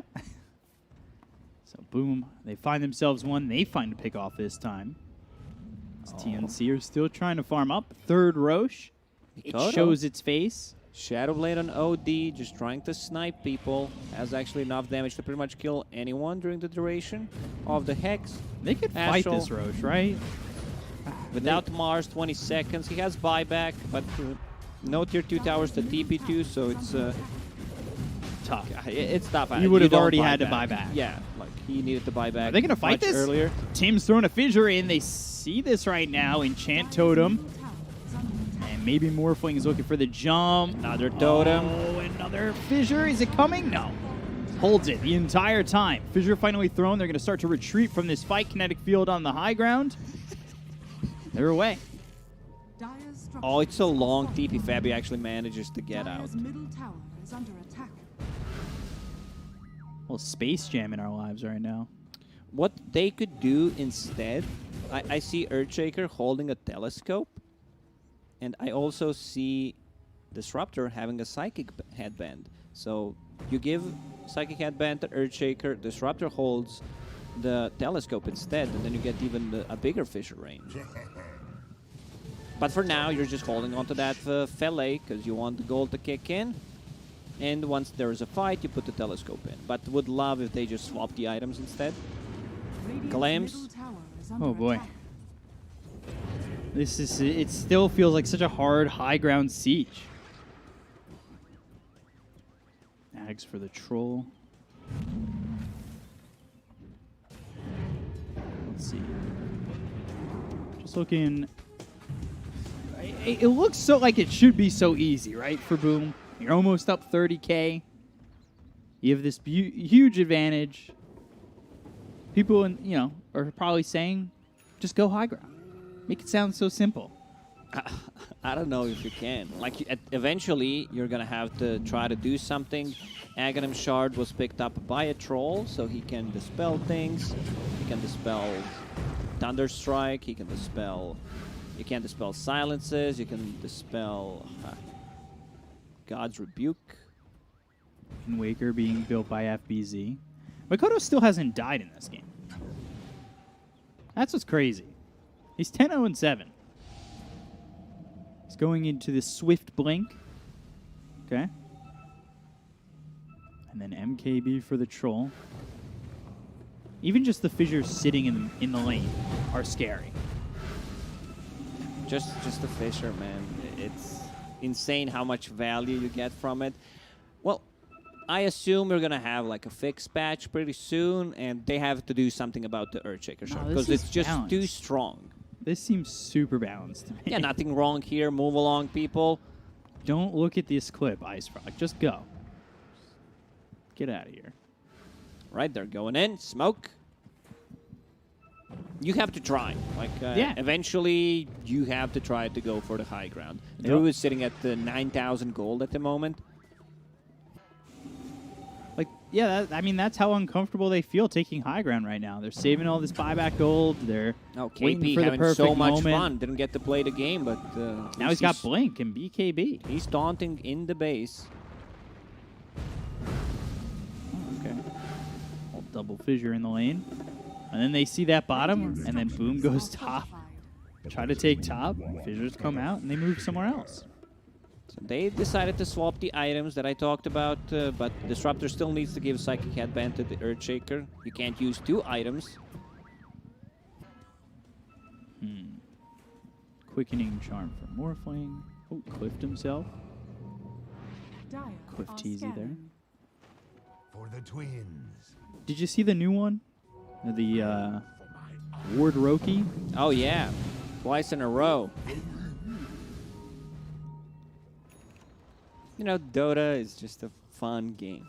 You would expect pro players to not make many mistakes, but they're all human. At the end of the day, Hyde doesn't even try to go for it like Avalanche. Like it's nothing you can lose from that, because like you use Avalanche on one side, if you see him and you run it on the other side, you have a Hex, you have a Yule Scepter to stop the TPs possibly with, so you should always try to go for it.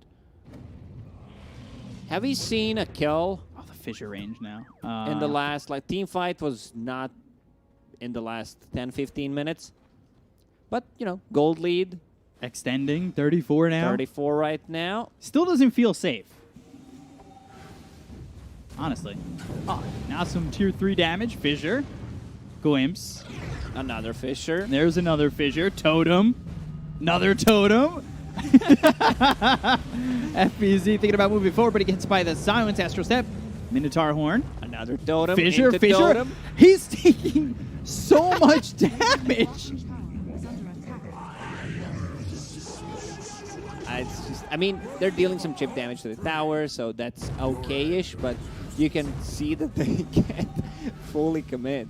And this animation, like these cosmetics on Earthshaker, it looks like you're using Echo Slam every single time you use a totem. I do have to look at the green diamond a lot, just in case.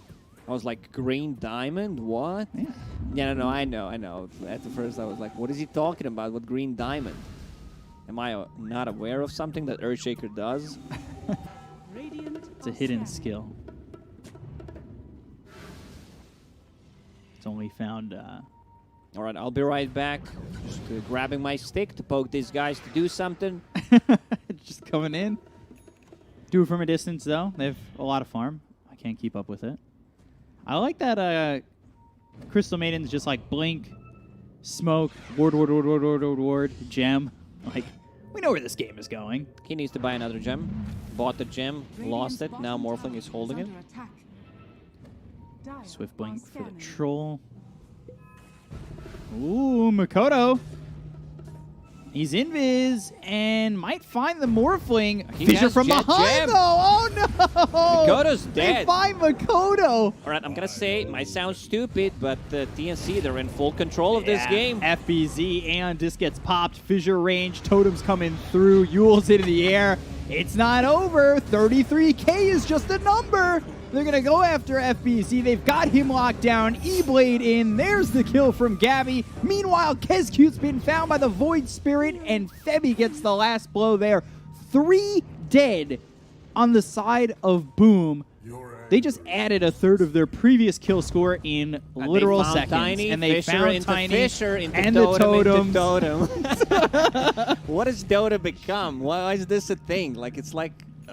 wait, did they lose another gem or did he drop it? No. Oh, Morph dropped it. Okay, so Yeah. he just bought a full Scotty. On top of that, he can get bigger, you know, get that shard. But the other heroes are not going to scale, man. Drew had all the free time in the world to do something with the farm. I think it was a mistake not going for the high ground push after getting a tier 2, a second Roche. I can't even speak properly after what I'm seeing here. Dire's structures are fortified. Right. Double buyback. Yeah. I mean, now you're using buybacks because the first team to take a tier 3 is TNC, down 30K. Doesn't matter. I think it really doesn't matter. And it's also going to get worse as time goes by, because Earthshaker, level 23 soon, you know, get that level 25, you get the Enchant Totem cooldown, so you can just keep spamming that. And you always have a high ground defense. If you have buybacks, next Roche will respawn in 2 minutes. So right now they expended the 2 buybacks on Boom. Yeah, you're now down 2 buybacks. Dato is next for the Morphling.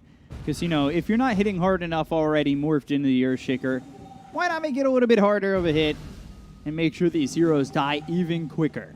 All they have to do is buff up Morphling, keep him alive. Yeah. And I love this Lotus Orb build-up from Mars. You just use it on him. Like, all eyes on Morphling. He has a Lincoln Sphere on top of that. Oh, man. Armel. Earthshaker, Look at that. He's getting Arcane Blink. You know, just BKB. Astral Step. Resonant Pulse. Armel trying to leave. There's the Abyssal. Is it enough to lock him down? Resonant Pulse. Into the Dissimulate. And then Oh, first range hit bash. bash. That 10%. feels bad. wow. 1 in 10. So, yeah, he has buyback. Mid is being pinged out. Gabby might actually go for it. Let's see. He has Arcane Blink. Arcane Blink done on Earthshaker.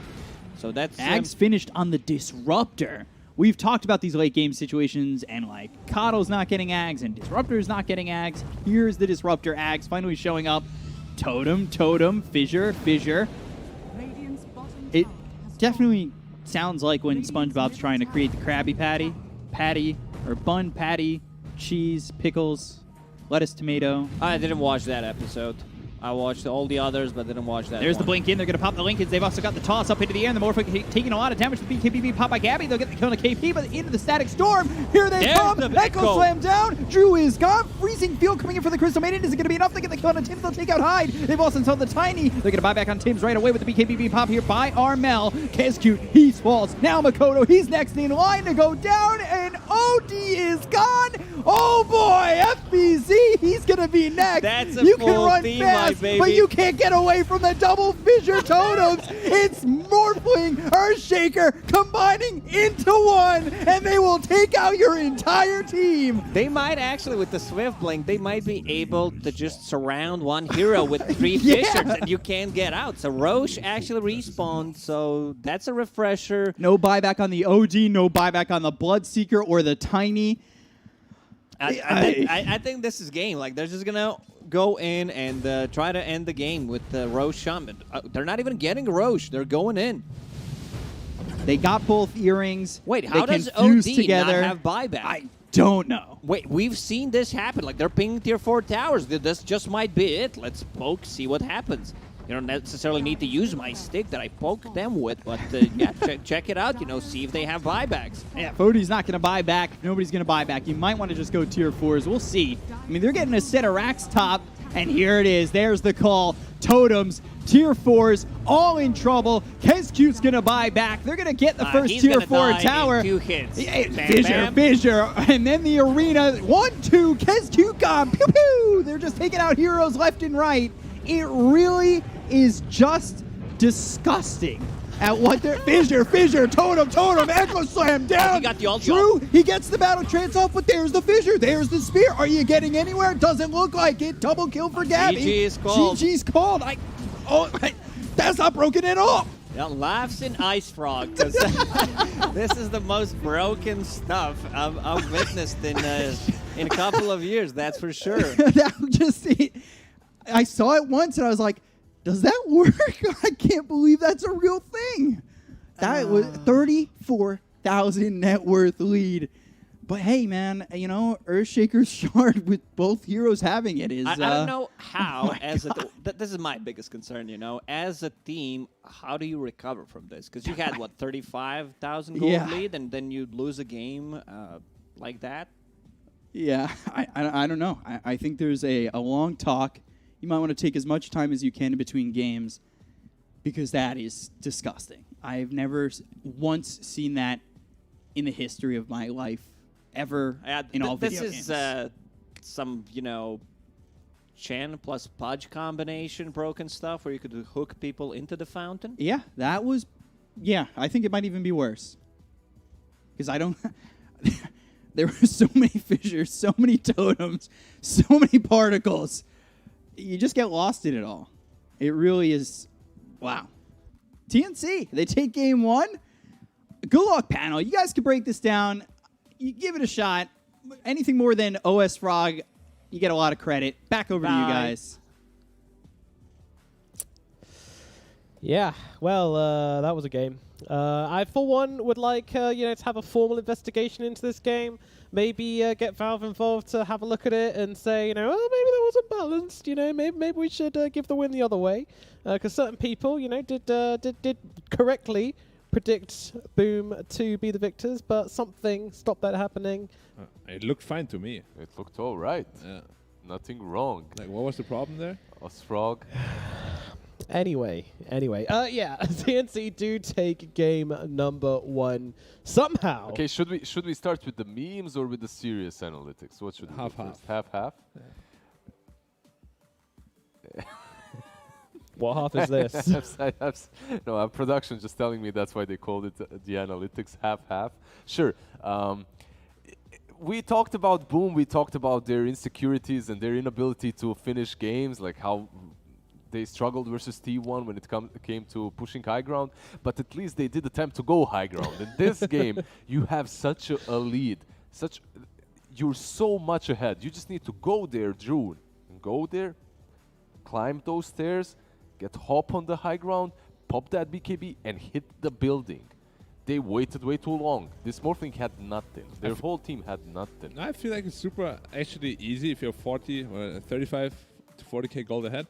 All they need to do is buy multiple Blink Daggers, like on that OD, on the Troll. Blink on them. Yeah, you jump in on them, you kill them, they will buy back. Maybe you lose that fight, but you do it again, and then the game is over. But they just waited and waited and waited, and got picked off one by one. And yeah, I mean, as Lacoste said, how do you recover from a loss like this? This is like you're up like 40k gold and you lose. And you just see this Troll die somewhere, you're like 40k gold, and then suddenly Troll dies with one Shaker plus Morphling combo, and you're like, okay, they lost. Like you kind of see that this is gonna happen a couple of more times, not necessarily on the Troll, but on anyone. What is this? What is this? An X marks the spot. What is this? The Morphin Shaker thing was interesting, but it's certainly not the reason why TNC were able to win Aghanim's this game. here doing super good work. He ulted 3 heroes, the Troll, the OD, and the Bloodseeker, I think. And then there's just some fissure there that keeps them all in spot, not only 1 but 2 fissures. Because what's more interesting than what's more broken than 1 Shaker right now? It's 2 Shakers, so why not 2 Shakers with shards as well? Oh my god. Nice. I mean, I'm just watching this in horror. Lizard can attest. I was kind of curled up on the sofa at this point, just kind of. Yeah, he was was salty. Let's put it that way. Nomad was definitely salty in the green room. This guy isn't. This guy is happy. Yeah, the TNC can't keep getting away with this kind of stuff, though. Like the last 4 games, they have been absolutely destroyed in their lanes, and somehow they won 3 out of the 4 games. That's a facepalm right there. Yep. By the way, I just want to point out here that this is a gold advantage for Boom here. After the game at ended. the end of the game. Yep. Yeah. You had, I believe, 4k gold advantage at the end of the game. So is Shaker losing with MVP a gold or advantage. Shaker number 2? Don't know. We'll have to find out a little bit later. We don't. Let's just jump the gun a bit here, So Black. I think sorry. if you go for the memes, maybe KP. Oh, dude. Just give him the KP MVP. had like... He was lower network than the Tiny at one point. His lane did start to, like in an awful way. Yeah. But he realized the next level strategy. Oh. Just go and feed across the map so that your Morphling finds farm elsewhere. That's all you have to do. You just push yourself, your big Mars, well-toned body at them. They can't resist. Okay. They Chunky kill boy. you. Exactly. He's chunky. They kill him, but every time they do kill him, Morphling gets away. Yeah, because there's more meat on him. Yeah. They're more satisfied for longer. They don't need to go for more. Yeah, Morphling is literally just There's water. water. Who needs that? Yeah. There's a whole river full of water. Yeah. Alrighty, it's time for MVP. Guys, who do you want it to be? Shaker 1 or Shaker 2? Shaker 2. Shaker 2. Shaker Do you want it- two. Shaker 2. All right. Shaker Shaker one. 1. Shaker 1, got it. It's Tim's. Playing the position for Earthshaker, smashing into the first game with a 80% kill participation. A little bit of hero damage and a lot of assists as well, but his body was for the Oh, taking. and So Shaker yeah, too. there we go. Both, Shaker too. We both, get both nice. the Shakers in there. Shaker 1 was a little bit questionable for me as well because he went Arcanes first. Like Yeah. maybe if he gets Wasted. wasted gold, wasted time. And then he had the Faded Brooch, and then he went Mana Talent. Like, okay, you have Right. 2,000 mana, but you can't use it. You can't use anything. Yeah, you just have. I mean, Arcanes are sometimes fine because you get to use them on your teammates as I well. feel like if you get some have a really good utility. game on Shaker, it's good. Because you just keep fighting. But if you're really far behind, you're putting yourself even further behind. Yeah. And One player, we obviously always like to talk about the winners, everyone talks about the champions, right? But one player that really stood out for me as well, not only Mikoto, FBZ, his item build and his movements across the he did more on the Bloodseeker than I thought he would be able to Yeah, do. same. I'll put it that way. He was constantly top 3 net worth, at least while they were winning, right? I think at the end as well, he was pretty much up there. Going for Vlad's pipe and Aeon Disc afterwards, just constantly giving utility to his team, understanding his spot in the game. how many seconds do you think Shaker 1 and 2 stunned for in this game? Must have been like a Can you couple get of some minutes. stats? Must be a couple of minutes, right? Yeah, you want someone to just sit there going through the game with a stopwatch? I get that. That's gonna be fun. Clong, clong. Yeah, the thing is, it's not even how long you're stunned, it's that you're constantly getting interrupted, right? Like, you just wake up a little bit, you know, you're about to cast your spell. No, go Oh, again. there I go again. Yeah, you pop your BKB, and then the moment you come out of it, it's stunned for a bit more. It was brutal. But we are going to throw it over to a break and get ready for game number 2. Of course, if you want to tune in to the 4K stream to watch the Dota in lovely, lovely ultra-high definition on the 4K channel, then you can head over to YouTube and do exactly that. But we're going to throw it over to a break, after which we shall be back with game number 2 of the series here in the DPC SEA region, so don't go anywhere.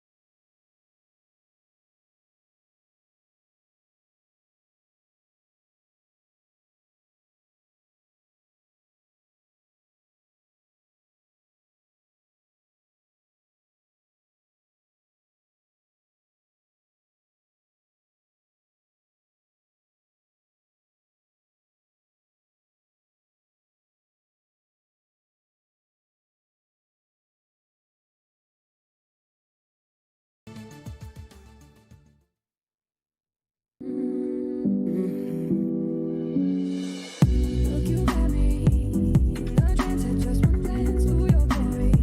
I needed it. Look at my past. Do you need anything? You can use me. I'm lost. Do you?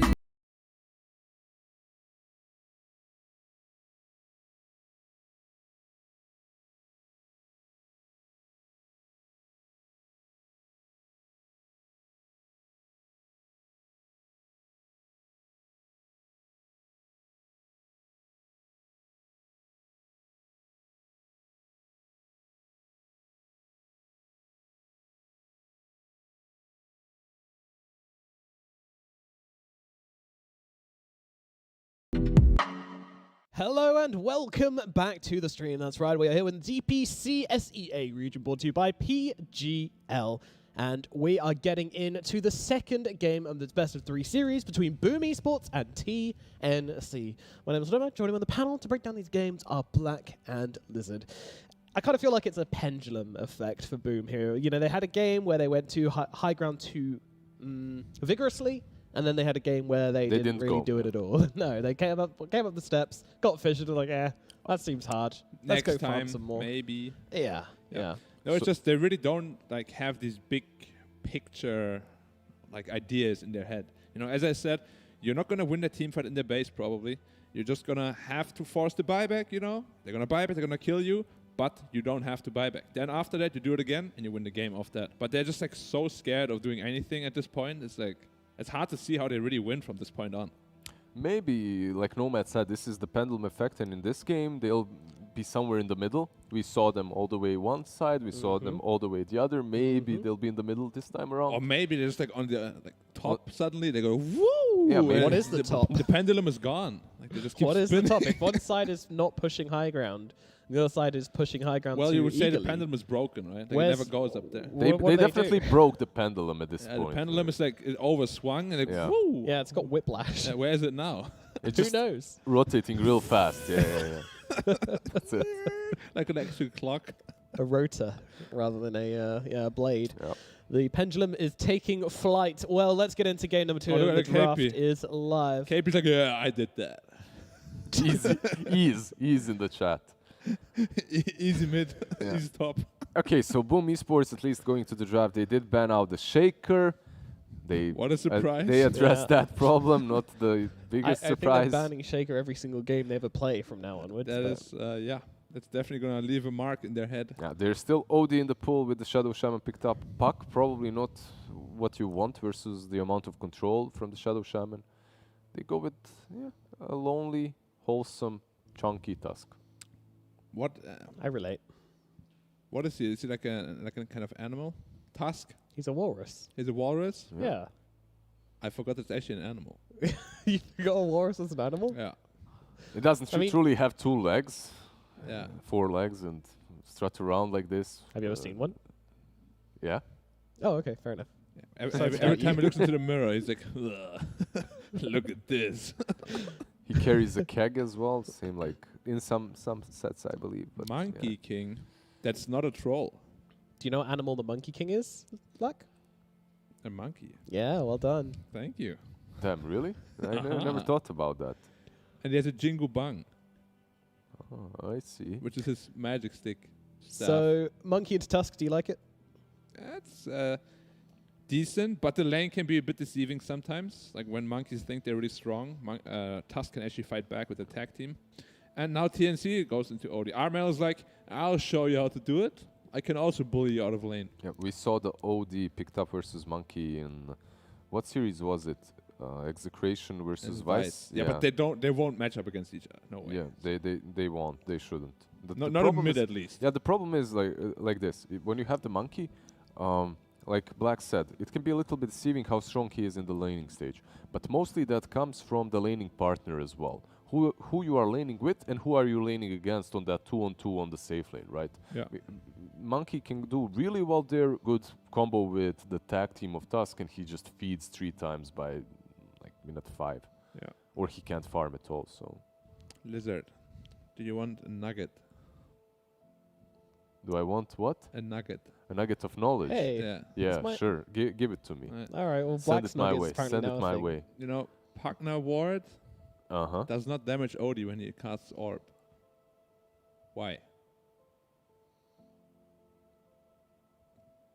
Does it not? No, it doesn't.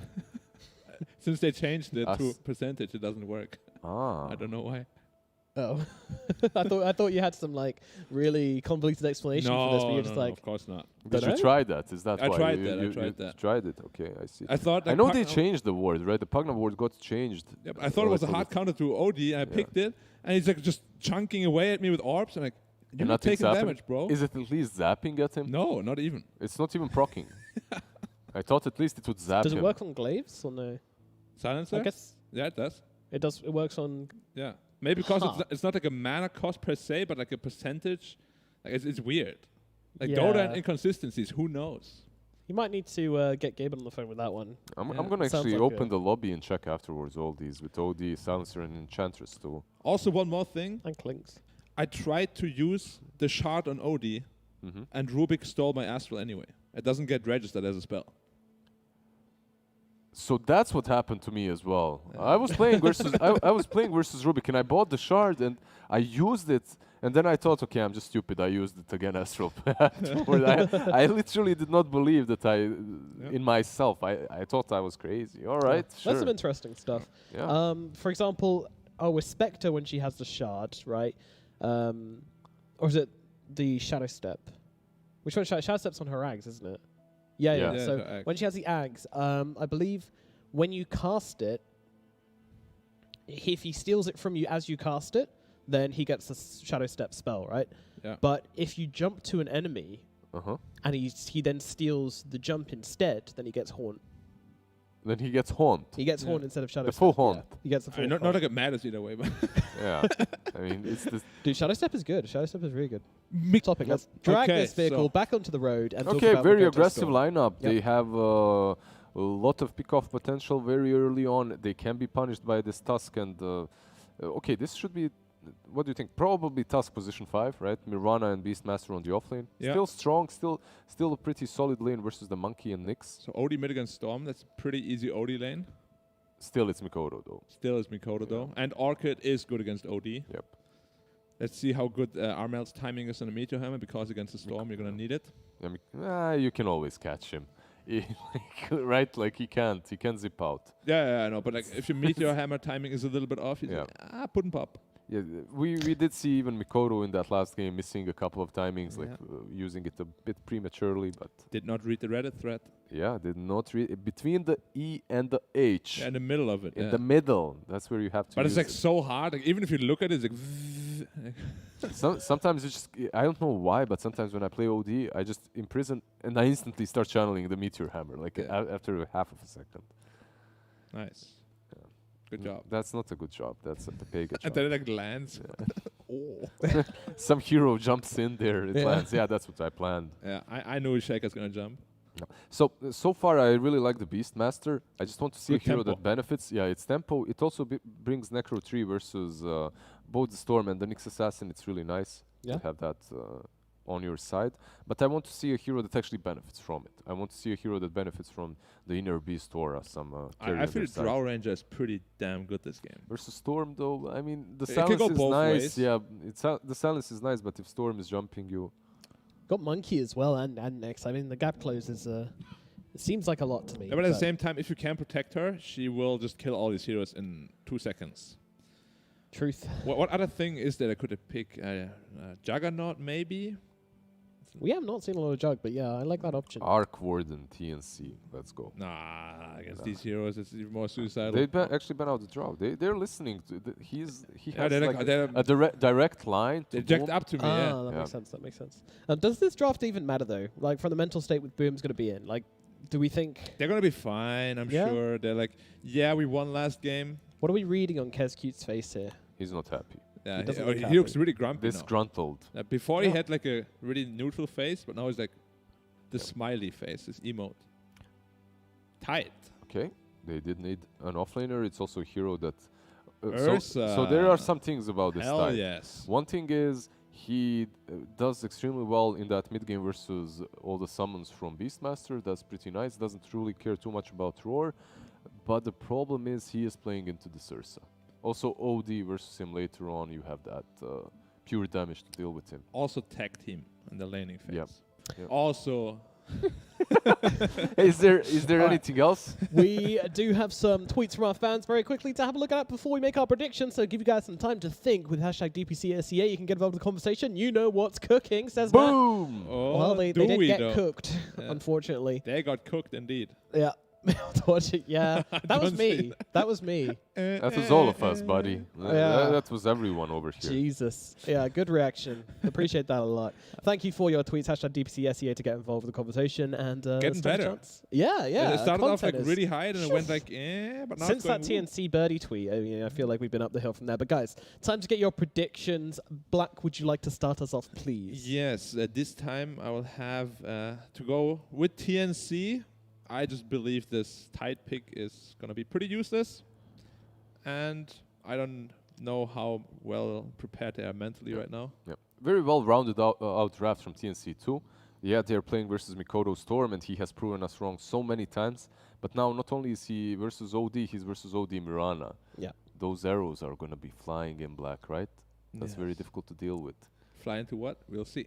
Into astral that was a- imprisonment storm spirit. There's some connection going on there. I'm just like, I feel like I'm third wheeling a bit there. I don't want to predict. I want to sulk. I don't want to predict. So, anyways, I'm gonna go for Boom just because I've already lost. All that kind of helped me now is a Hallelujah Boom game. Let's throw it over to our casters and find out what they have to say. B-Cup and Lacoste, what say you about these drafts? We're still stunned from the Earthshaker and the Morph combo from the previous game. Great acting. Didn't move. got me, Wow, man. yeah. It's truly, would you guys say- are wasted in casting. TNC, I would say. They don't have enough control for the Storm Spirit, but yeah, pure damage against the Tide Hunter. He should suffer, like against the Ursa as well. All they need to do is not get rolled over by the Storm Spirit in the first 15 minutes. Ben? I didn't have enough time to think. My brain was fried after that game. So I'm going to go TNC too. Alrighty then, let's bring it across into game number 2 between Boom and TNC here at the DPC SEA. Take it away, B-Cup and Lacoste. Thank you, Nomad. Getting here ready with game 2. I want to see if Boom can come out with some positive mental attitude. I mean, that one was The battle quite begins. the discouraging game. Quite a way to have that one end, that's for sure.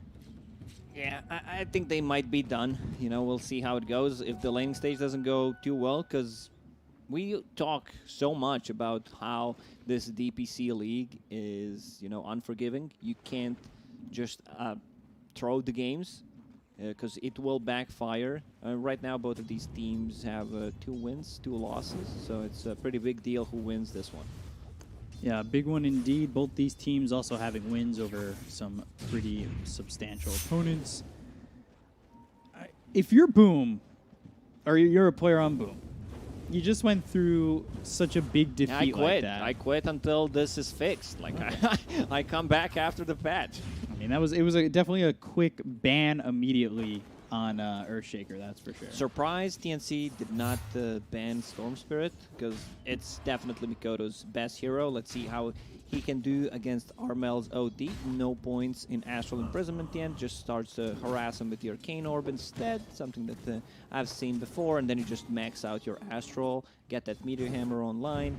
Once you buy like Magic Wand and Ring, you don't care too much about the harassment from the Storm Spirit anymore. With that too, having the Astral Imprisonment and everything, having that timing down, maybe getting that quick Meteor Hammer, you also have the opportunity with Tim's to come over and arrow. So yeah, you've given Mikoto his Storm, but do you have enough tools here? Maybe if Tim's rotates in and gets a couple early kills on the Storm to shut his game out. It's a possibility, yeah. With the arrow, it's such a strong, and I'm gonna say easy to execute combination. Most of the time, it works if timed correctly.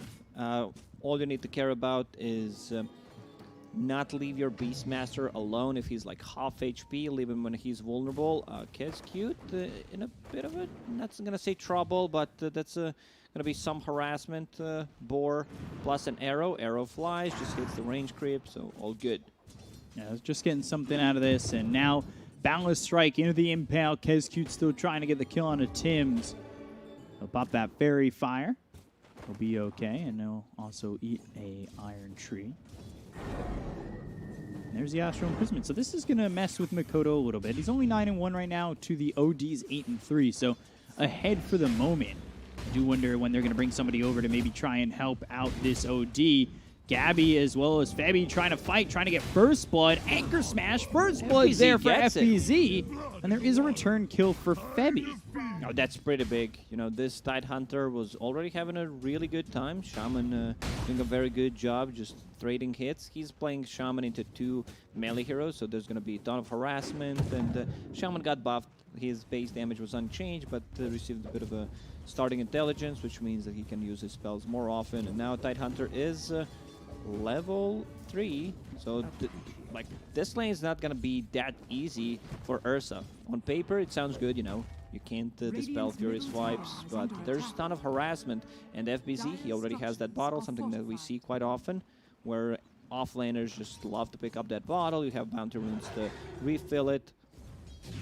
Do you think maybe with a little bit more, a couple more levels for both the Tusk and the Ursa might get a little bit better for them? Because they can play aggressive like this on Hyde. If Shaman is out of position, it's a kill. So Shaman needs to play around the Tidehunter, be close to him, so he can use Anchor Smash and Gush.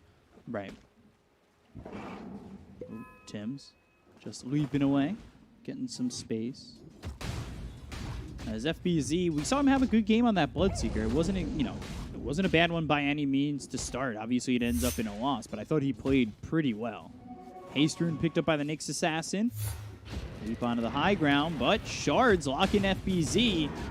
Febby trying to get this kill with Gabby, and one more shot. They'll finally get the revenge over this Tide, and, well, that looks really good in this top lane for TNC. A lot of harassment onto Makoto. Armel committing under the tower, but there is a haste on this Nyx Assassin. You need to be a little bit careful, not that Makoto goes back in. Okay, so they are kind of getting back into this game with these rotations. Something that Tai doesn't like to play into, and Timbersaw as well, is the tag team. Like, you bring numbers, it's just so much damage. Overpower, it's only level 1, 3 attacks, but when you combine that with the tag team, it's just quite a lot. Something that we've seen, like Team Liquid does something similar. Wind Ranger with the tag team, like easy Roche taking potential as well. Yeah. Something that TNC wasn't really able to accomplish in the first game was getting Roche. Definitely feels different with this lineup where they should have the potential to control the pit, get an early Aegis. We'll see. I am worried about, I have talked a couple times about angry Makoto. You get Makoto angry, all of a sudden he just takes over the game as Storm. We've seen that in a series where he got Game 2 and Game 3 as Storm, and just destroyed in both those games. Sure, for most of the players, being angry is not good. For Makoto, it's kind of a buff. Not an Earthshaker. Arrow hits. Oh, Let's Arrow see how hits angry with the he is. Astral. Can't get him with the hammer. Descended his Eclipse Hammer. OD has 2 hammers. Like, we can't even say he dropped a hammer because he has 2 of those. I guess drops the mallet, drops the hammer. 2 different kinds of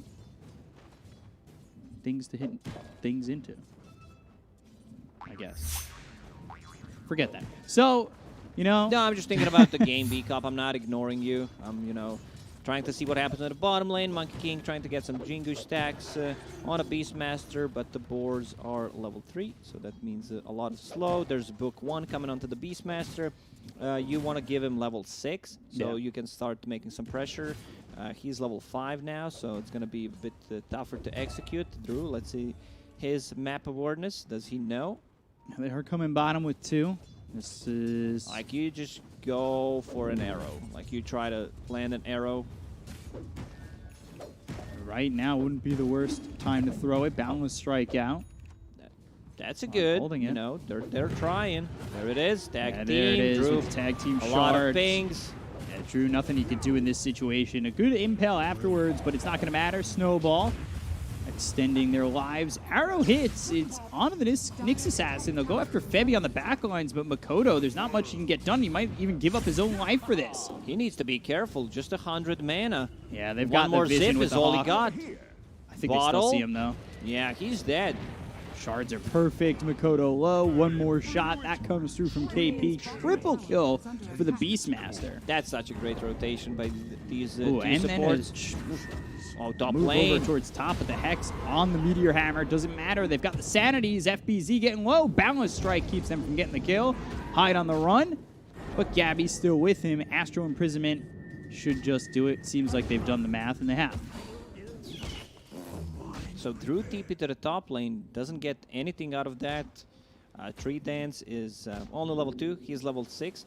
Like Drew, when he's not having a good time at the early stage, he just feels lost. Like in the previous game, he had a good start. They didn't, you know, play around his farm. So it's going to be a different situation for Drew this time around. But KP, man, he's having such a different game. He has boots. Is that book 2? It's book 1. What am I thinking? It would just be too much farm at this point. It's a lot of gold. But he has as much farm now as he had, I want to say, 15, 20 minutes into the last game.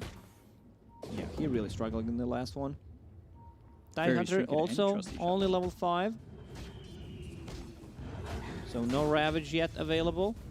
Which means they might just go on him. They can roll with that Primal Roar. They do have Gabby nearby. They can at least pressure the tower, but now they've got vision of both Makoto as well as this Nyx Assassin coming over.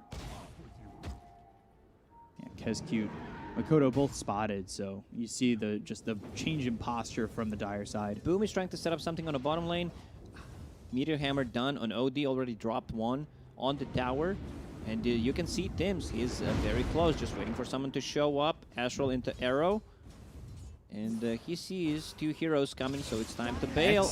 Arrow, that comes in, stops the shackle, but they get the impale from Kescute. Armel needs to run back, has the Astral Imprisonment onto the Storm, so that'll keep Makoto from getting the kill onto the OD, but they use the Primal Roar bottom. They're going after this Tide Hunter. They've got the shards in front of him as well as the Snowball to lock him down even longer. Gabby gets the kill on FBZ, nicely done by TNC. He can't use the Ravage there. Ursa, ready with the Enrage. You pop it, the status is kicks in. You still die, and then you're not going to have Ravage for the next fight. Mid lane, Arrow into Hammer. Oh, wow. Ooh, he actually stops the Hammer. And they probably would have had that kill on Hyde. Radiant's bottom tower has Okay. He saw Nyx Assassin and was like, I'm not getting stunned. He got stunned anyway. Nyx Assassin is not as good against OD as he was before, because Astral Imprisonment doesn't deal AoE damage anymore, and you can't set up the stun with the Carapace. But still, good hero against the OD, don't get me wrong. Meteor Hammer down on the tier 1 mid again, getting really close to dying. And Gabby just finding space. He's 6th on the net worth, but it's all close between him and Storm. The other 3 at the top, I can't say the same. Storm, though, looking into the Orchid. When Makoto gets this Orchid, the game can get a little bit tougher for these heroes on TNC. We'll see how the movements are for Boom. The movements in Game 1 were pretty crisp up to a certain point. So I wouldn't be too surprised if maybe Boom with this Orchid can make a lot happen. Boom lost 2 towers, got 1. Still an even game, 1k gold lead for TNC at the moment. Dire scan, they're trying to see if someone's hiding in the trees. It's a tough one for them to, just fight into. Shadow Shaman is still level 5, needs to find his level 6. Nyx Assassin, first Vendetta, didn't get anything out of it. And FBZ also, it's very tough to play into Beastmaster. Your mana gets burned, mana pool very limited at this point. Yeah. You just see Gabby just free to farm the bottom lane, and might even still look to go on FBZ. Is under the tower, so it's a bit of a tough dive if they want to. KP now moving around. Ursa finds Jelly. Fall back for the on memes. Farm. Bear eats the Jelly. Yeah. Took it right out of the beehive. Who did he give second Jelly to? Beastmaster. Beast, interesting. I guess OD is like, I don't need mana. I have my aura. I have a lot of regen coming up from the Meteor Hammer. Sharing is caring. I mean, if you consider B as a beast, Beastmaster controlling those, so yeah, he takes it instead. I forget what it's called when you control bees, but it's something. Double damage on Kescute. Your Beastmaster. Yeah, the Beastmaster. Yeah. Buzz. So Febby Drops down a sentry and hoping to not get caught out, but FBZ, he doesn't have a blink dagger. He doesn't have a way to close the gap. They've got Moonlight Shadow. Maybe they can come back into this. They do have Beastmaster as well as Ursa right there, and Febby just has eyes on FBZ. We've got a sentry down and right clicks with the Walrus Punch, and then the tag team avoids the Ravage with the Snowball. Febby, a little bit of style on that one. They go after Hyde. They get the kill to the Shadow Shaman. Drew, yeah, like you said, jumping away, just careful enough. He thought about going, too. He doesn't have a point in ulti also, so... Like that level 1 ulti, you know, it's not as strong. It's more of a, you know, you can't just... Arrow, Makoto, caught. He's gone. Astro Toto. Imprisonment with the Meteor Hammer. That is uncharacteristic to Makoto getting caught like that. It's very tough for them. This is the first Ravage, first Board Juice. They get nothing out of that. Now the map just gets smaller. Beastmaster will control the jungle with the Hawk, with his Necro Warriors. TNC's lineup doesn't rely on cooldown, so pretty much they can keep fighting all the time. Longest cooldown they have is, of course, Sanity's Eclipse, but you don't need that to fight. Every single time Roar is up, they should go, and they should punish these long cooldown abilities that the Boom had. Yeah, Sanity's level 1 right now, 160 seconds. Almost a full 3 minutes. Is under attack. You see Dire just kind of invading the jungle, pressuring across the river. They've been trying to push on this tier 2 tower for a while, and eventually KP, the Beastmaster, will come towards bottom here with Gabby. So they should be able to take this tower, or at least put some pressure on, maybe force a rotation. We'll see how it goes from Boom. Yeah, Boom doesn't defend this tower. It's just they don't have the abilities. Already spread out of the map, trying to get some farm going. Makoto 0-2-0. Something that we don't see from this player. Usually he's the one dictating the tempo. On the Storm Spirit, 2 big items finished. Battle Fury on Ursa After Hyde. Shackle, Hyde taking right clicks, holding Armel, but eventually Armel gets the finish. Yeah, I mean, going back to that, as Kezcute also dies to Gabby, you think about where Storm normally is. Like, he's just getting an Orchid. Walrus Punch, all right, put Ball Lightning away, but they still have vision with this Hawk. Makoto normally has that Orchid 2-3 minutes ago. But his game is slowed pretty heavily. So Orchid is done, and they should try to make something happen. Shadow Shaman Ward's online. Same goes for the Tide Hunter. Everyone's a bit under-leveled on side of Boom, and they rely on Ravage to win the team fights. So try and go for the mid-tier 1 tower. It's a full HP tower. A good play from Febby. Yeah, Snowball away, get some distance. FBZ, he's still a couple 100 gold away from this point. Might not get closer if they want to jump on him. Shards push him away, but FBZ thinks about walking back in. Meanwhile, Primal Roar used on Hyde. They get the jump, and they'll slow FBZ, so that gives them time to get the Astro Imprisonment. They're looking over as Meteor Hammer still available. Eventually, FBZ does die, maybe holding it to potentially go on Makoto if he were to show his face. They know he went north here, and well, now he's forced to walk even further away. This is a good ward placed by TNC. And it'll spot Kezcute coming over. Makoto, silent, onto the OD. Arrow coming in. That's not going to land on the Storm. They've got the Impale. Armel low and falls. But at what cost? I think they will have this trade. Drew just faking his ulti.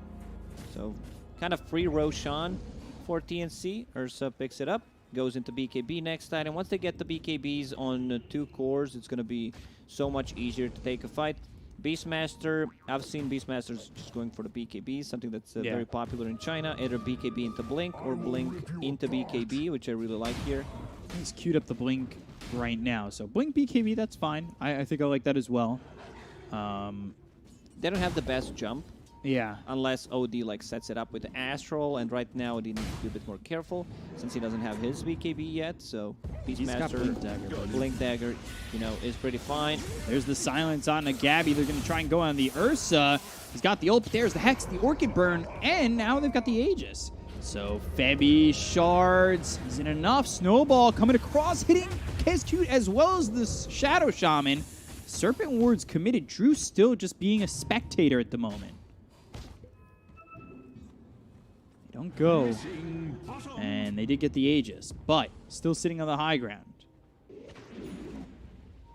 Just a sentry on the high ground, so well, TNC had to be careful while in the Moonlight Shadow, but this gives time to Boom.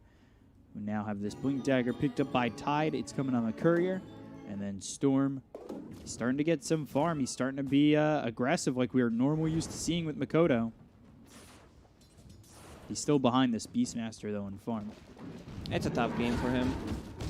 You know, playing into, even if he gets that BKB, which I think he definitely needs, you're going to be playing into Beastmaster Roar. Ursa will get a Basher eventually.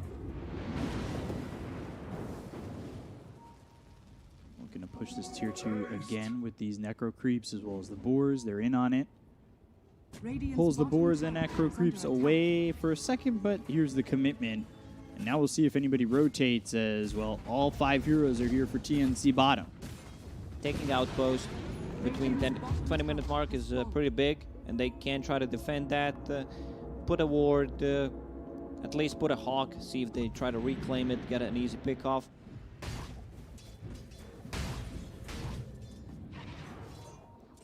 BC.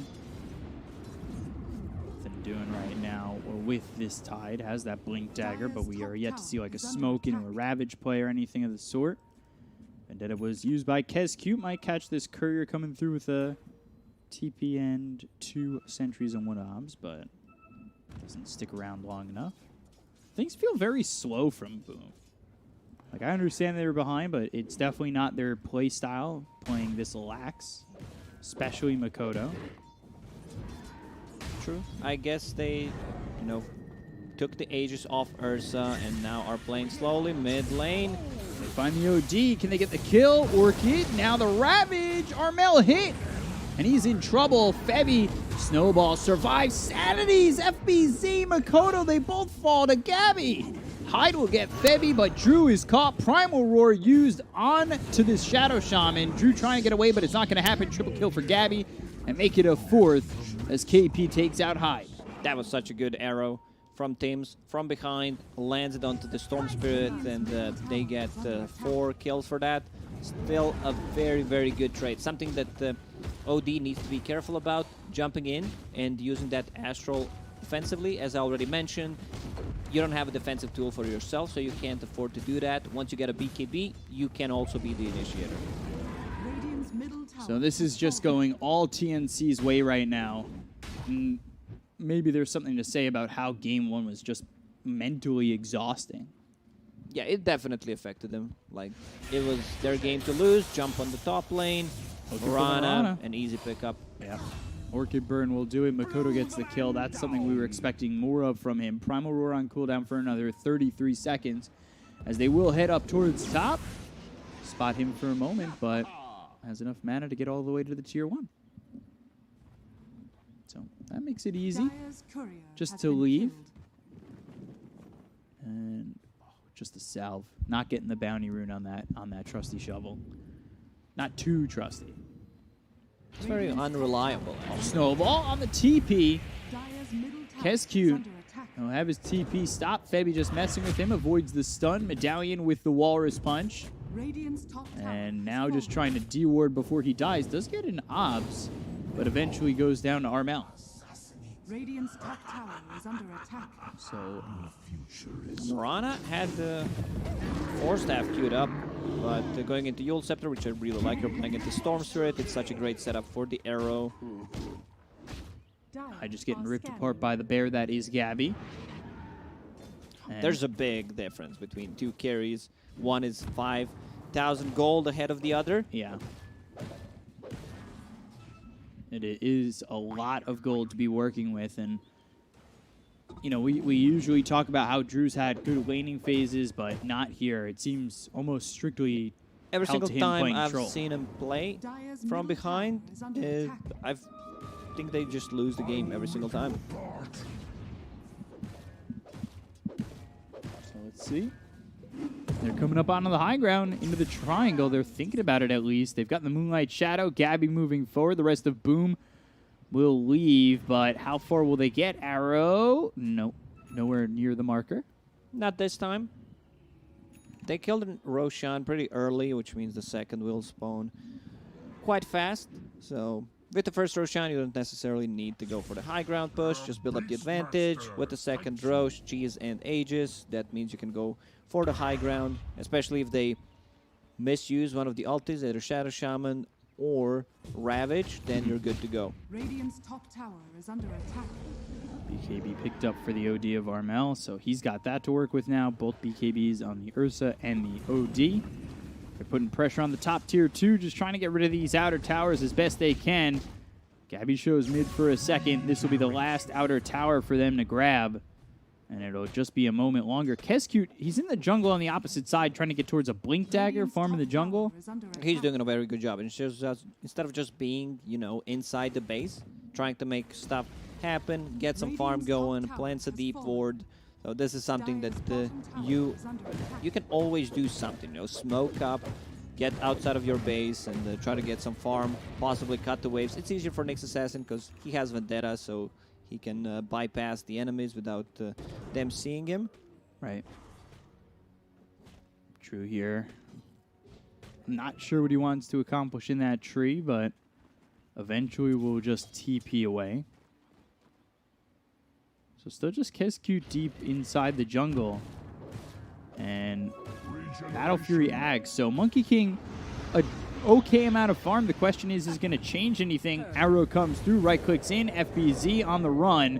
Pops the Ghost Scepter, but they've got the Astral Imprisonment with the Sanities equipped right on top of this Tide. And Armel will grab another. Yeah. Armel did not want to risk anything, increased magic damage, because he used the Ghost Scepter. Don't want to give him an opportunity to blink out. Keskute being scouted. Let's see if he decides to go for the Courier. Nope. Does not want to trade. Gabby just finding Hyde and ripping through him again. They've got the silence on the Ursa. He's popped the BKB. Should be fine. Makoto actually taking a bulk of that damage. Need to be careful. You get bashed once or twice. Maybe it's over for your life. A long respawn time on Roshan. Almost full 3 minutes. So we're going to need to wait a bit until TNC probably kills it. Oh, man. That damage from Ursa. Yeah, just catching Keskute and now beyond godlike. I don't know if you've ever seen a bear's paws, but the nails, they can rip through a lot. And the exoskeleton of a Nyx Assassin is no exception. No, I watched the good bears. I watched Yogi Bear when I was younger. Some documentaries, but they were not as dark as the ones you watched. It's just Planet Earth. I usually stick to good bear programming. We Bear Bears. It's always a good one. Drew trying to get something done. Wukong's in an interesting position with Boundless Strike as well as the Silence. They've got the Ravager go after the Ursa, but they've got the Astral Imprisonment with the BKB being popped by Armel. Now Gabby jumping in. They get the kill on a Hyde. He's popped his own BKB. Ghost Scepter from FBZ. That's going to keep him comfortable for now, but there's the bash coming through on a Makoto. He just gets away with a little bit of health. The Vortex, the Walrus punch, another good save. Blink is ready. He can blink out. Gabby surviving, getting away from this one. Shards won't balk in. Keskute, maybe he still has a chance, but it doesn't look like it. Gabby, he'll walk away from the Nyx Assassin, but the Nyx Assassin won't walk away from TNC. Man, this was unbearable to watch. Like such a good saves coming out from the OD. They just needed like 1 second to blow up Ursa. His BKB came off cooldown. Then another good save from Febby. This is something that I like, you know, having multiple saves. That's why I value Shadow Demon highly as a hero. And I believe this game is just falling apart. They're not gonna go and finish the game right now, but you know, deal some chip damage. Next Roche will be available in 30 seconds. So looks pretty good for TNC right now. Yeah, you know, Armel's coming over, trying to get that Astral Imprisonment. He says, bear with me for a second. And does finally get Gabby out of harm's way. Yeah, that was really good, though. Armel popping the BKB to get into the Wukong's command, making sure that, you know, he's comfortable enough to put himself in a position where he can save that Ursa. Apparently, they feel very comfortable going into the Roche pit and just taking a team fight. They know Ravage is on cooldown. Yeah, you know, Roche up in just a second, so we'll see if they can get this Roche, get this next Aegis. I'm trying to think of another bear pun. I got none. You know, if we're out in options, just change a couple of letters. Orb of Destruction for the Monkey King. Vanish. Armel getting towards that Hex, and then, yeah, Kescute. He's been working on this Blink, but he's barely making progress. I just thought about that one. I was about to say that they barely got him in the previous fight, but okay. Kescute scouting things out. Oh. Wrong side of the map, which means Roshan respawned. Yeah, look at TNC. They're all pretty much over by the Roche pit. They're controlling that top left area of the map, and they're into Roche now. So Ursa looking to take out the heart of Roshan. You know, when you're going up against the pressure of Gabby, the pressure that TNC comes with, sometimes it's just a little bit unbearable for Boom. Have we done that one yet? I don't know. I'm not keeping track of it. So, yeah, Roshan for TNC. They want to go high ground. Ooh, Axe picked up for the Marana.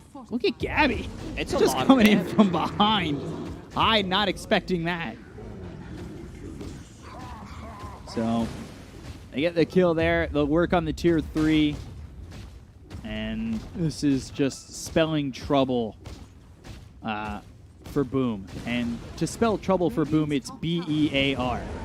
That's what they're dealing with right now. And they'll get the Astral Imprisonment onto Tide. Ball Lightning in. Not really much of a deterrent, but it is a creep wave clearer. Drew, though, he's caught. Stunned up. Tim's. Get They're the just kill getting onto the Monkey King. all over the place. Man, they How are do, how do bears catch fish? They use their bare hands. So, that's what it feels like. TNC are just standing in the river, grabbing fish just mid-form. This on cooldown, so can't stun him up. But we will start to take these racks, keep clearing these creeps. yeah, Ursa doing a bare minimum here, just going for the range barracks. Not putting too much effort. Yeah,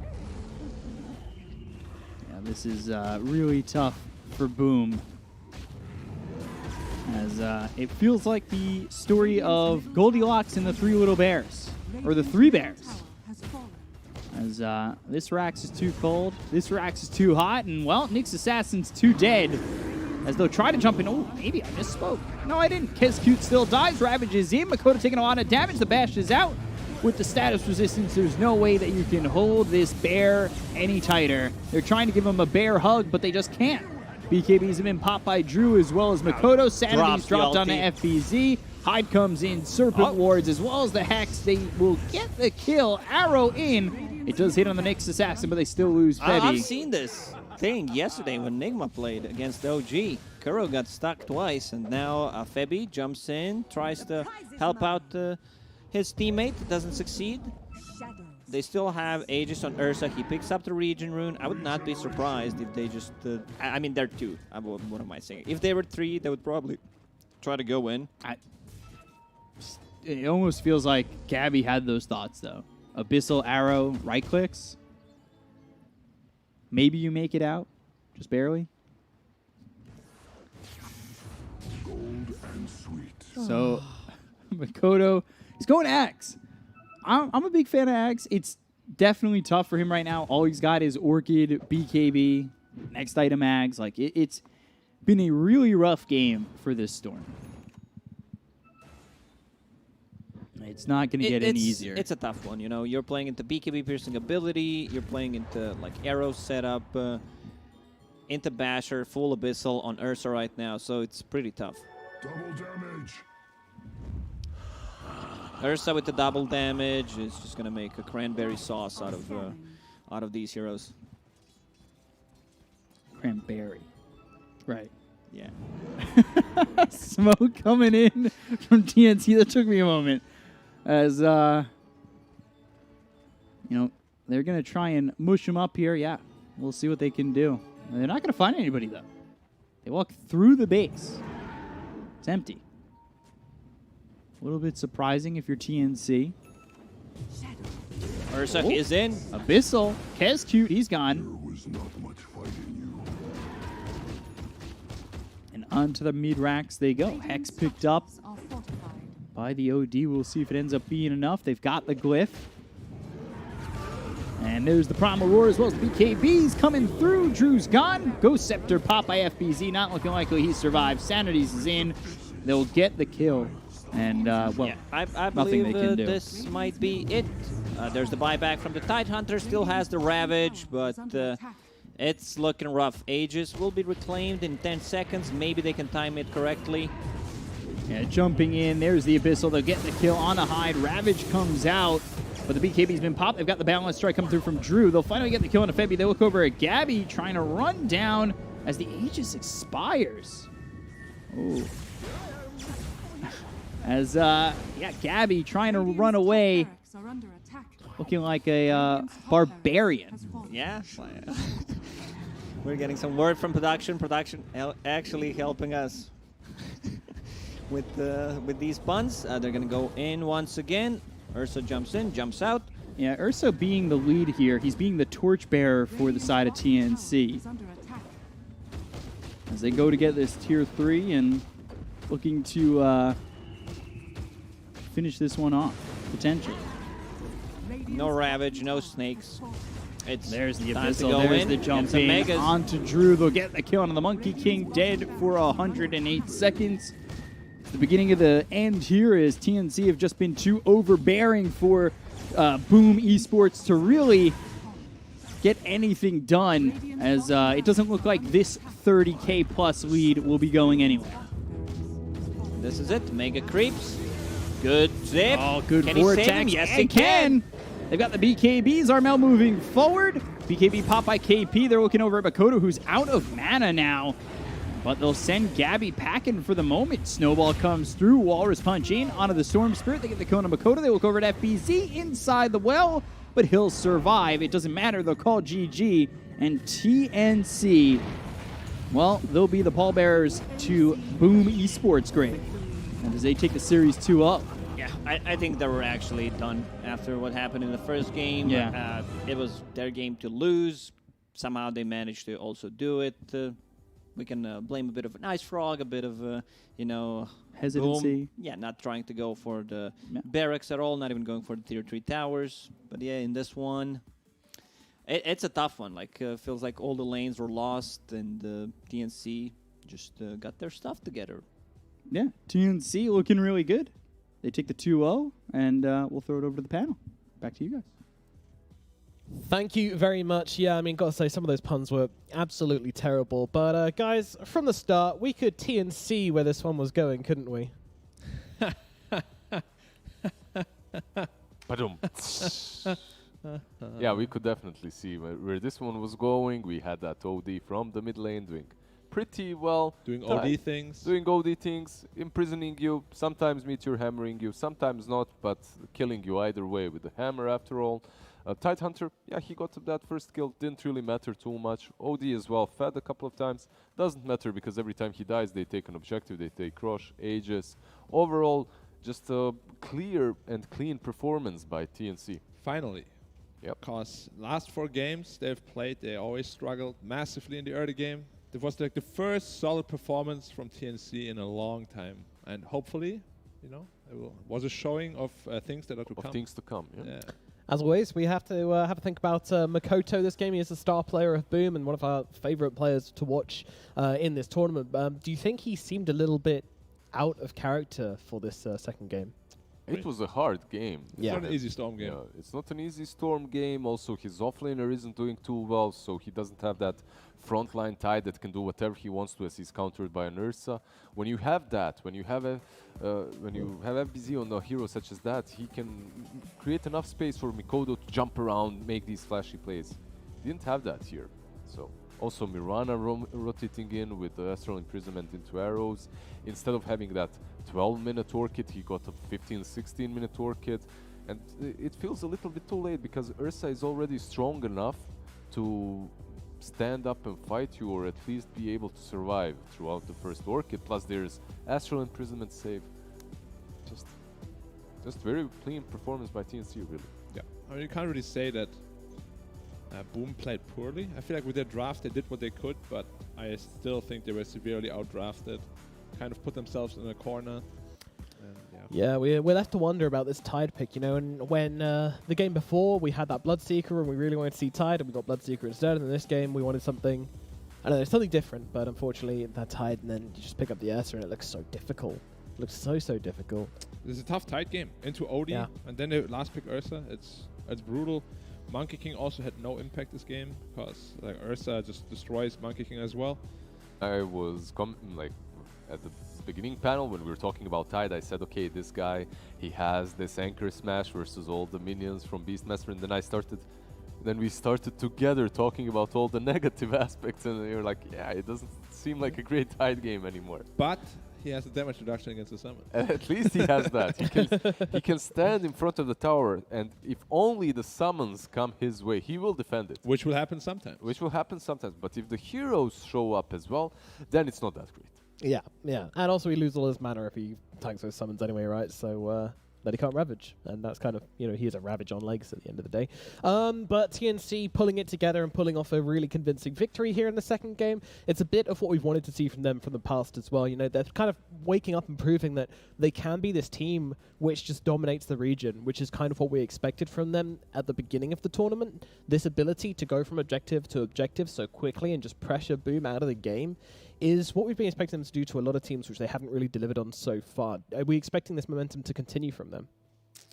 It's hard to tell. It seemed like a very broken Boom that should not have lost game one. And if they play like they have in their previous games and in game one today, maybe they can like get by, you know, somehow get to the major, but at the major itself, they're gonna like not make it far this way. Yeah. Now, what advice would you give to Boom if you know, you could sit down with them for a few minutes and just kind of chat it out, you know, bro down? What would you say? They were always this team that figures out what's the most broken thing in the meta, and they go with it and they make it work to perfection. They really master their craft. I want to see the same thing again. If anyone, I don't know who tweeted it, but if there's anyone, I'm sorry to this person, but if there's anyone who can make more Shaker come back into the meta, it's them, and they're doing that. So just figure out these small little niche picks that will work for them. That will make them win on the international level. On this level, in the SCA, they're already fine enough to be top 3. Well, fine enough. Unfortunately, not quite cutting it today as they do fall to TNC. But TNC putting in an admirable performance. Let's have a look at what their MVP hero is. It's going to be Gabby on the Ursa. No surprise at all. Absolutely killing it. Killing it quite literally. He's got 18 kills this game. Yeah. I was talking about TNC previously, by the way. As oh, well. right. Okay. But he asked about Boom. Yeah, that's what I was yeah, I misheard. Sorry. My brain went. I'm just the guy in the middle. I'm like, Like you two have very, very good connection. You're watching it burn down. You're I'm just like, yeah. okay. He's like, Okay. he's not correcting me or anything. Yeah. He's just Thanks for the help, rolling Black. with I mean, it. I did agree with what you said. It's just not the Not correct about team. the same. Yeah, No, not about the answer at but the I'm right like, go time. Lizard. I'm sure you'll get to the point eventually. Alrighty, here bad. to save us from this is KP from TNC to talk to us about that game. How are you doing, sir? Can you hear us? Hello guys, yeah, I can hear you guys. Hello. Good, What's up? good. Not much. We're chilling. How are you? I'm good. Feels good to finally win the laning stage for once. Yeah. What about the first Yeah. game? How did that feel with the Mars? I mean, it's just impossible. I don't think we made too many errors. Well, in my lane anyway. It's just a tough matchup, I'd say. Yeah, no chance. I agree. Do you think Mars is a hard hero to play on ping? Like, do you think that's a hard position to put you in, or are you just like, give me anything, I'll make it work? I would say it affects me like some plays you can't do. For example, a blink speed or like ulti and speed straight away. That's like kind of hard, but then it kind of makes it easy for you when you can like second spell first, like God's Rebuke, and then you can spear. That's like much easier. Or like you can buy Eels. There's ways you can like counter the ping. But overall, obviously, it like affects quite a bit. Yeah. Understandable. So why is it you think you've been struggling in the early phases of these games recently? To be honest, I think it's mostly our heroes. It's not.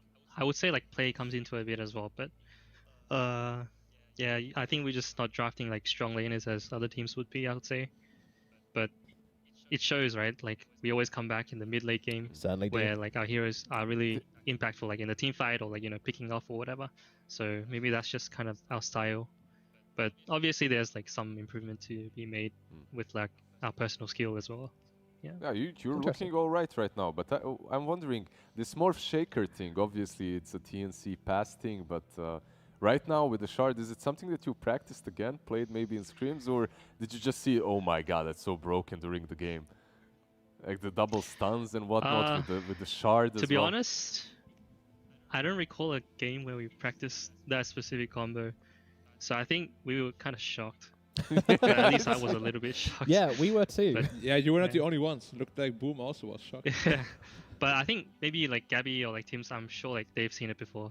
So yeah, for them it was like another day in the office. Was just wondering in the game 1 if there was like a... Did you guys like consciously say, let's just sit in base, they can never ever end this game after like discovering that combo? Because that's how I felt like, suddenly they never even touched high ground anymore and you just picked them off one by one and suddenly you just won the game of that. Yeah, I mean, we kind of knew that we were like, I don't know, like 30k, 40k behind. Like there's no way we can win a fight outside. So we just kind of turtled. I was trying to like go around trees and like get as much farm as I could. Yeah. But yeah, in the end, you can't just win the game by turtling forever, right? So Yeah. we did like a smoke play, like 4-man bot. We caught the Bloodseeker, which was kind of good. Sometimes you just have to like make those YOLO plays. You can't just win the game by just staying in base the whole game. Sometimes maybe you can, but yeah. How do you feel about the meta in SCA and other regions? Do you think that there's something lacking in SCA or maybe something lacking in other regions that should be copied or played? I think mostly it's just a lot of different like heroes, I would say. EU, they're starting to pick up the puck a lot now, but back then I think near the start like puck was kind of ignored, and then for like some regions OD was kind of ignored, but now we're seeing like a lot of pucks, a lot of ODs, so it's kind of similar, balancing out, I would say. Yeah. I was going to ask you what heroes you thought were underpicked, but I don't want to do that in case we accidentally give something away, so I'll move on to my next question instead. We're just moving past the halfway point now in the tournament. Do you think the team mentality is shifting at all as we get closer and closer to the final weeks? Not really. We're still kind of just same old, like try our best, but I guess we're extremely focused right now. Like compared to like maybe our very first match. Yeah. So, yeah, I mean, it kind of sucks that we lost our first match, but it is what it is. It is what it is, and you guys are recovering excellently. All right, my final question for you then, KP, is do you have any words for Boom after defeating them today? Just good game, well played. Nothing much more, I'd say. Yeah, just GG's. Sportsmanlike, yeah. Yeah, good sportsman, good man. Thank you very much, KP, for coming to talk to us, and congratulations on your win, and we wish you the best of luck in the rest of the tournament. Thank you. Bye-bye. Congrats. Bye-bye. Bye-bye. See ya. Bye-bye. Like this new thing where we're just ending all our interviews with a wave. It just makes me feel nice and happy and warm inside. That way, right? Like the Queen's Yeah, wave, the as we call it Queen's in wave. England. I Toodaloo. do the captain thing. Oh, very, very stylish. KP, just kind of confirming what we already thought. TNC on the up and up and taking this very seriously now. They're annoyed at themselves for dropping that first series, and you can see that in both what they say and how they play. And they are not going to be sleeping on any more series as they continue to kick it up a notch. Guys. Yeah, luckily for them, it's not only the, TNC that dropped the first series. It's only Neon, I believe, that are without a loss, yeah. right? They're the only ones unbeaten, so it doesn't matter way too much. They still have their chances to end up very high on But the top 3 scoreboard. will still be tough. Yeah. And you don't want to be third anyway because that means wildcards. You want to be second. If you go, you want to go in the second There's place. what? TNC, Fnatic, and Neon on battling it out for top 3, right? Are we missing Right now, anyone? right now. TNC for now. T1, yeah, as well. Yeah. I mean, T1. we can see Yeah, here. There's a TNC, lot of Fnatic, here, Neon. They're a top. lot of teams in the middle. Do TNC still have Vice ahead of them? I don't know right I now. believe they do. I think they do. Yeah, in I which don't think we've case, seen TNC versus Vice yet. I'm gonna put them at a 4-2. No disrespect to Vice, of course. Just doing some theory crafting here. Yeah. One team that has really surprised me so far is 496. Like we were all, it was all the Disappointing. rage. Yeah, it's so disappointing. We were all the rage about Bombi and Hustla and these combos and all. And then on 4 and Techies. 5 and then you see Techies just suiciding. They tried to be a little bit too cheeky, too innovative. Like, when you have that Winter Wyvern, how well they play their 5s and 4s, you just expect more from everyone there. We did have TNC versus Vice, by the way, on the second Oh, week. we did already? Yeah, we already had it. Also, so they have 2 more non-Vice tough- games to go. two Yeah. tough matches ahead of them. Yeah, they certainly do. The next games are going to be versus 496 and versus Fnatic in the final week. Oh, So that could be that one's gonna be really spicy. Yeah, spicy. the final week as well. Like Yeah. the final week, we get the proper finals. TNC All according Fnatic. to Keikaku. Yeah. Yeah, it's going to be Fnatic versus TNC and Neon versus T1 are two of the matchups we have in the final week, which could be, for T1, that could be a must-win. For Fnatic, for TNC, these could all be must-wins. Very possibly, obviously. We've still got a lot of Dota to be played, but right now it's really starting to heat up in this region, and, you can feel it. The teams, those kind of Tier 1 teams, which we were hoping would deliver the first few weeks, which kind of didn't do so, and now kicking it into gear. We're starting to see them taking the games much more seriously and kind of approach everything with, like, a relentless attitude. Even like smaller games, they're not experimenting. We're no longer seeing Bounty Hunter and Bloodseeker drafts, mentioning no names, boom, inside these series. Are you feeling that in the games as well? You feeling like the games are kind definitely. I think I felt it on the first week that they're a little bit too relaxed. Just you look at it and you see, okay, we have 2 months of playtime, and I think that caught players a little bit off guard. They thought, okay, we have so many games, it's fine, we'll get our points. But even though you do have 2 months to play, you don't have that many games. You don't have that many series. And KP, as he said, he's annoyed by the fact that they dropped that first one, because right now, when you look at it, it's bothering them quite a bit. Yeah, but I also feel like it was quite fortunate that they won last week against T1, because they didn't look like they should have, So maybe that balances out a little bit. But I was very happy, actually, that they said they know their biggest weakness, which is the laning phase. Yep. And I'm sure they're going to be putting in extra hard work to fix that now, and then they're going to be back at the top in no time. Yeah, it's good to see a team recognize their weakness, because that's when you know they're going to be tackling it with full force. Alrighty, well, guys, we are going to be back tomorrow with more SEA action, and let's have a look at the match, which is on, of course, at the slightly later starting time than today. The pre-show will be 11:45 CET, and we're going to have Vice Esports versus Neon Esports. I'm going to ask for your predictions. No, I'm not. I'm not even going to bother. Neon are the top. Vice are at the bottom. Vice have been somewhat the easier team to beat. Excretion did fall to them, but they looked very off kilter at that point. Like you never know. It's SEA. It would be a very SEA thing to happen for Neon to lose this series, but I don't think that's going to happen. Neon are looking far too tight for that. So yeah, expect some action tomorrow. Don't forget to tune in. We're going to be there, so you should be as well. But I think that's it from today, guys. What have we learned from today? Morph, Shaker, they're back. Scarier than ever and stronger than ever. That's pretty much it. More OS frog than ever. Yeah, it's pretty. It's crazy how some things just make other things even more broken. We have to see if there's gonna be some hot patch or something soon, because it's getting pretty out of hand. Getting pretty out of hand, certainly is how things felt today.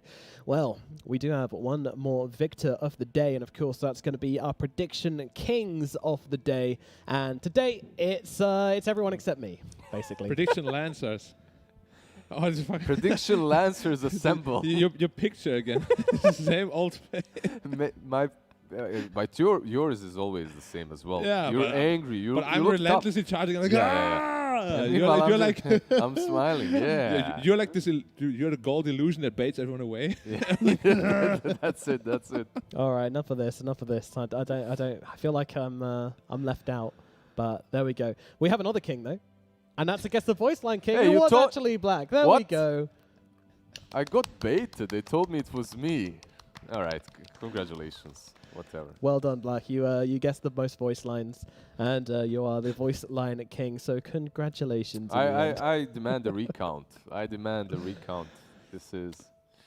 Hey man, you lost fair and square. Unlike me, I got my prediction king robbed from me by TNC for being too damn good, and by Morph Shaker for being too damn good. Looking very kingly there, Black. But to be fair, you know, I would have shared it with you. Like you kind of gave me that Elder Titan, you know. Like you are like you It's can go it's first. fine. You can take this one. Thank you, thank It's you. all good.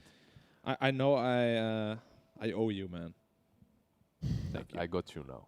That's what matters. How wholesome. What a wholesome note to end But on. he just said he Rotkin. got me, so it's not so wholesome It's anymore. not very Never wholesome. mind, it's not a wholesome day. It's a brutal, savage ending to a terrible, terrible day. No, I'm just kidding. It's been great. We've had some good matches, but also some pretty brutal matches as well as 2 2-0s back-to-back, absolutely demolishing their opponents.